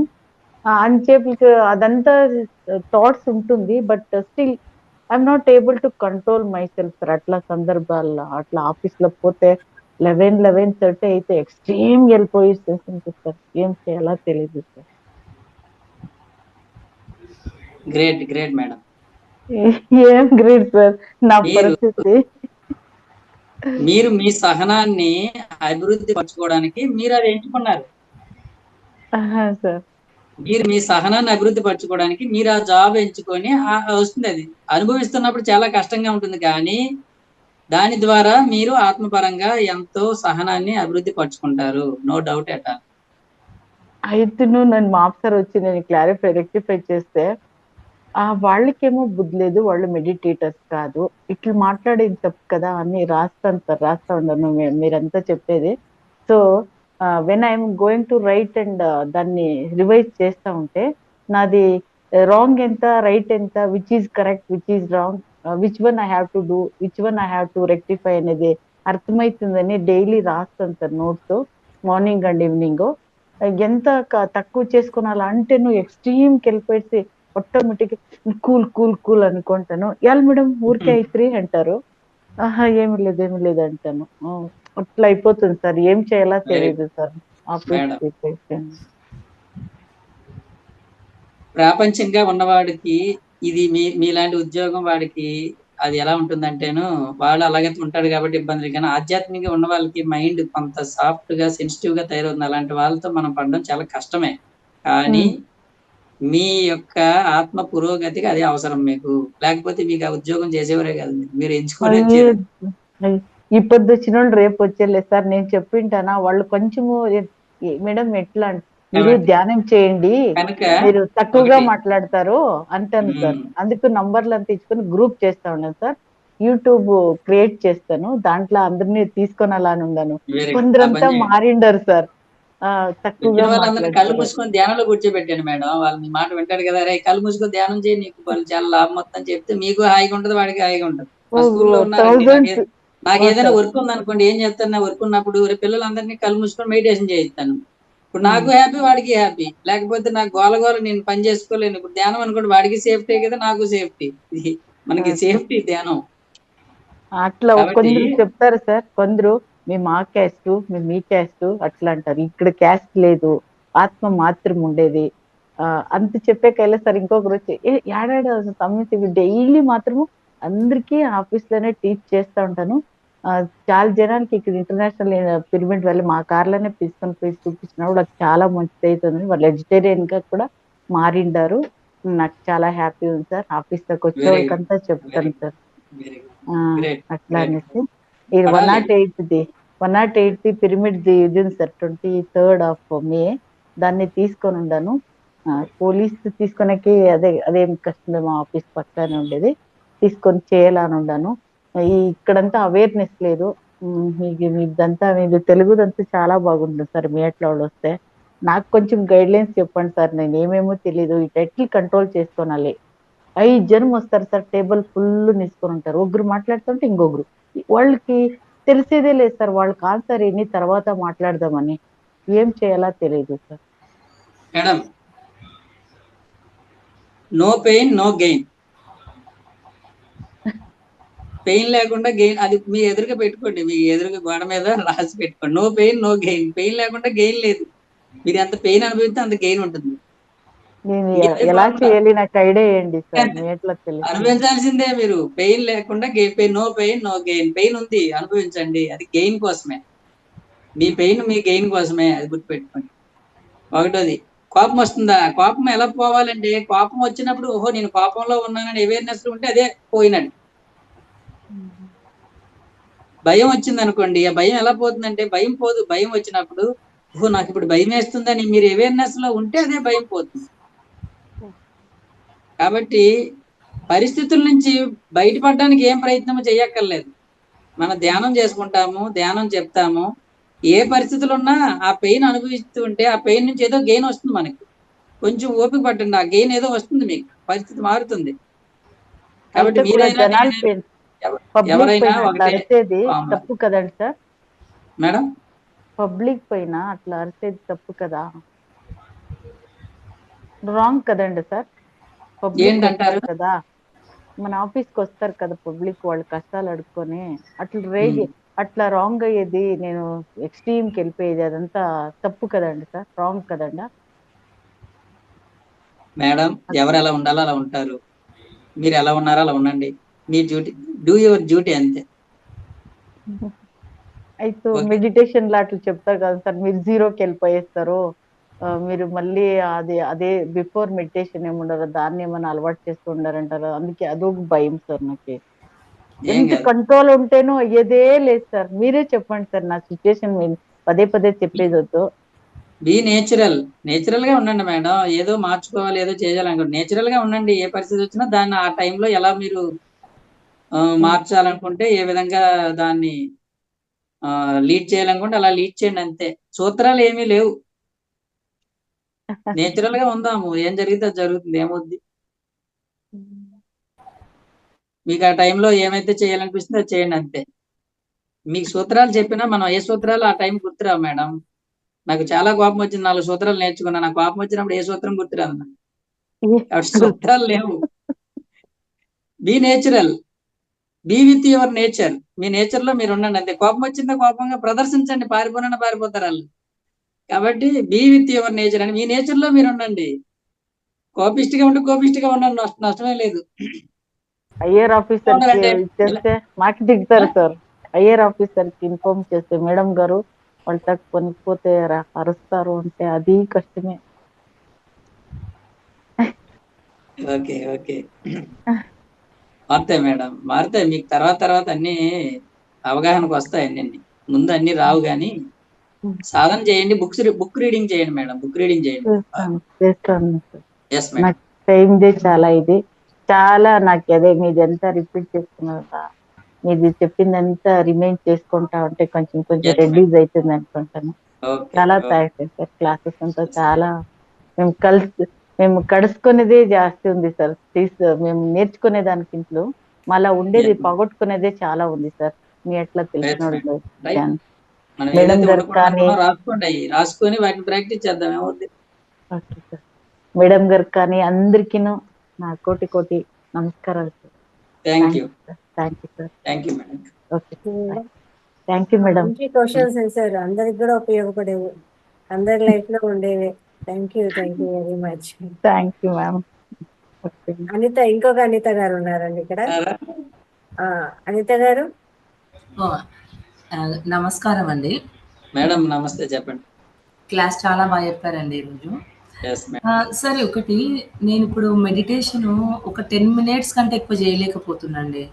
10 మినిట్స్ రాగానే బాడీలో ఏదో ఒక పార్ట్ పెయిన్ లాగా, నాకు కూర్చునే దానికంటే ఎక్కువ పడుకొని చేయాలని అనిపిస్తుంది అనమాట. అలా ఎంత ట్రై చేసిన, ఇప్పుడు నేను క్లాస్లో మేడం ఎండింగ్లో పెడతారు కదా, ఒక 10 మినిట్స్ కాన్సన్ట్రేషన్గా ఎక్కువ అంతకంటే ఎక్కువ కాగానే చెయ్యి లాగడము, కాలు లాగడము, ఏదో సో పడుకొని చేయాలనుకోవడం, తర్వాత డీప్ స్లీప్లోకి వెళ్ళిపోవడం, అలా సో ఎట్లా హౌ టు డూ సార్, ఎలా చేయాలి? అలా చేయండి మేడం, మీకు అలా అనిపిస్తే అలా చేయండి. పడుకున్న శ్వాసను గమనిస్తూ పడుకోండి, అలాగేముంది. తర్వాత నేను ఎప్పుడు డీప్ స్లీప్కి వెళ్ళిపోతుంది తెలుసా, తర్వాత ఒక హాఫ్ అన్ అవర్ అలా అయినాక మెలకు వస్తుంది అన్నమాట. ఎంత నేను ట్రై చేసినా మినిమంగా 10 minutes అంతే, నేను అంతకంటే ఎక్కువ కూర్చోలేకపోతున్నాను అన్నమాట. ఓకే. తర్వాత నా కాన్సన్ట్రేషన్ అంతా ఇక్కడ లాగినట్టు అవ్వడం, ఇక్కడ అంతా ఏదో సంథింగ్ డిఫరెంట్. సార్ పౌర్ణమి రోజు 9 to 12 అయిన మెడిటేషన్ మాత్రం నేను ఒక్కటి అబ్జర్వ్ చేశా. ఏదో నా బాడీలో నుంచి హీట్ అంతా ఆ రోజు ఒక్కరోజు హాఫ్ అన్ అవర్ చేయగలిగా సార్, ఒక రోజు క్లాస్ అటెండ్. ఏదో నా బాడీలో పాట్లో నుంచి హీట్ అంతా బయటికి వెళ్ళిపోతున్నట్టు, ఏదో సంథింగ్ డిఫరెంట్ లాగా అనిపించింది ఆ ఒక్కరోజు. రెగ్యులర్ గా నేను ఎంత ట్రై చేసినా 10 minutes అన్నమాట. ఏమి చెయ్యక్కర్లేదు మేడం. ఇప్పుడు కూర్చొని ఊరికే కామ్గా కూర్చోవడం అలవాటు చేసుకోండి. ఏం చెయ్యొద్దు, బ్రీత్ని అబ్జర్వ్ చేయడం కానీ ఏం చేయకుండా ఊరికే కామ్గా కూర్చోండి. కళ్ళు మూసుకొని ఎంతసేపు కూర్చోగలరో మీరు ట్రై చేయండి. Okay sir. ఏం చెయ్యొద్దు, అంటే బ్రీత్ని అబ్జర్వ్ చేయడం కానీ ఏం చేయొద్దు. కామ్గా కూర్చోండి, చైర్లో ఎంతసేపు కూర్చోగలరో కూర్చోండి. అదే మెడిటేషన్. యాక్చువల్గా కామ్గా కూర్చోవడమే మెడిటేషన్ అండి. Okay sir. Yes madam. Okay okay, yes madam, thank you. Okay, thank you. Sir చాలా చక్కగా క్వశ్చన్ ఆన్సర్ సెషన్ కూడా బాగా జరిగింది. చాలా మంది డౌట్స్ కూడా క్లియర్ అయిపోయాయి అన్నమాట. వాళ్ళ ద్వారా ఇంకా కొంతమంది డౌట్స్ కూడా క్లియర్ అయిపోయింది. కొత్తగా వచ్చిన వాళ్ళైతే పాపం నిజమే, అంతసేపు ఎప్పుడు కూర్చోవడం అలవాటు ఉండదు కదా, అదే పని. కాబట్టి కూర్చోవాలి అనేసరికి శరీరం సహకరించదు. ఫస్ట్ శరీరాన్ని కూర్చోబెట్టడం అలవాటు చేసుకుంటే ఆ తర్వాత మళ్ళీ ధ్యానంలోకి కూర్చోవడమే నేర్చుకుంటే చాలేమో ఫస్ట్. ముందు ఆలోచనలు వచ్చిన శ్వాస మీద ధ్యాస కుదరకపోయినా అవసరం లేదు. ముందు కామ్గా కూర్చోవడం అలవాటు చేసుకోండి కుర్చీలో, ఒకటోది. రెండోది ఏమంటే అలాగైనా కూడా ఆలోచనలు వస్తున్నాయంటే కుర్చీలో పడుకోవడం అలవాటు చేసుకోండి. కుర్చీలో పడుకోవడం అలవాటు చేసుకుంటే తర్వాత కుర్చీలో కూర్చోవడం అలవాటు అవుతుంది. ఎక్కువసేపు కూర్చోలేని వాళ్ళకి ట్రిక్ ఏంటంటే కుర్చీలోనే నిద్రపోవడం అలవాటు చేసుకోండి. ఇప్పుడు కుర్చీలో నేను ధ్యానం కాదు, నేను చేయను, కళ్ళు మూసుకొని నేను ధ్యానం చేయను, కుర్చీలో పడుకుంటాను. నేను ఎంతసేపు పడుకోగలిగితే అంతసేపు కుర్చీలో పడుకోండి, తర్వాత అదే ధ్యానం అవుతుంది. యాక్చువల్గా కుర్చీలో నిద్ర ఆటోమేటిక్ అదే మెడిటేషన్ అయిపోతుంది. అది కూడా ప్రాక్టీస్ చేయండి. రకరకాలుగా చెయ్యాలి. మనం ఎక్స్పెరిమెంట్ చేస్తూ ఉండడమే ఏముంది, అంతా మన చేతిలో ఉంది. మన శ్వాస, మన బాడీ, మన ఇష్టం. ఎవరు అడిగేవాడు మనల్ని? Yes madam. Thank you sir, అద్భుతమైన జ్ఞానాన్ని అందించారు ఈరోజు. బుద్ధత్వం గురించి కొత్త విషయాలు, మాకు తెలియని విషయాలు తెలుసుకోగలిగాము. ఆచరించే మార్గాలు కూడా చెప్పారు సార్, ఎలా చేయాలి ఏంటి అనేది కూడా. నెక్స్ట్ ఫాలో ఏం చేయాలి అనేది కూడా తెలియడం జరిగింది మాకు. దాన్ని ఖచ్చితంగా ఆచరిస్తాము. ముందు సెషన్స్ లో కూడా ఇలాగే ఇంకా పుస్తక స్వాధ్యాయం కూడా ఉంటే బాగుంటుంది అని రంగనాథ్ సార్ గారు రిక్వెస్ట్ చేసుకుంటున్నారు సార్. శ్రీనివాస్ సార్ గారి ద్వారా పుస్తక స్వాధ్యాయం, మంచి మంచి బుక్స్, పుస్తక స్వాధ్యాయం తీసుకురండి అనేసి. కాబట్టి ఆ వాళ్ళకి హాలిడేస్ కూడా వస్తాయేమో, ఇబ్బంది ఉండకపోవచ్చు స్కూల్ గురించి. సార్ పుస్తక స్వాధ్యాయం కూడా మాకు అందించాలని మరీ మరీ కోరుకుంటున్నాను సార్. తప్పకుండా తప్పకుండా, నాకేం పని మేడం, ఇంట్లో కూర్చునే కదా చెప్పేది. Sir thank you sir, thank you very much. Thank you all. అందరికీ ధన్యవాదాలు. Meet again. థ్యాంక్ యూ అందరికీ కూడా శుభరాత్రి. తిరిగి రేపటి సెషన్ లో కలుసుకుందామండి. ఇంతవరకు సెలవు.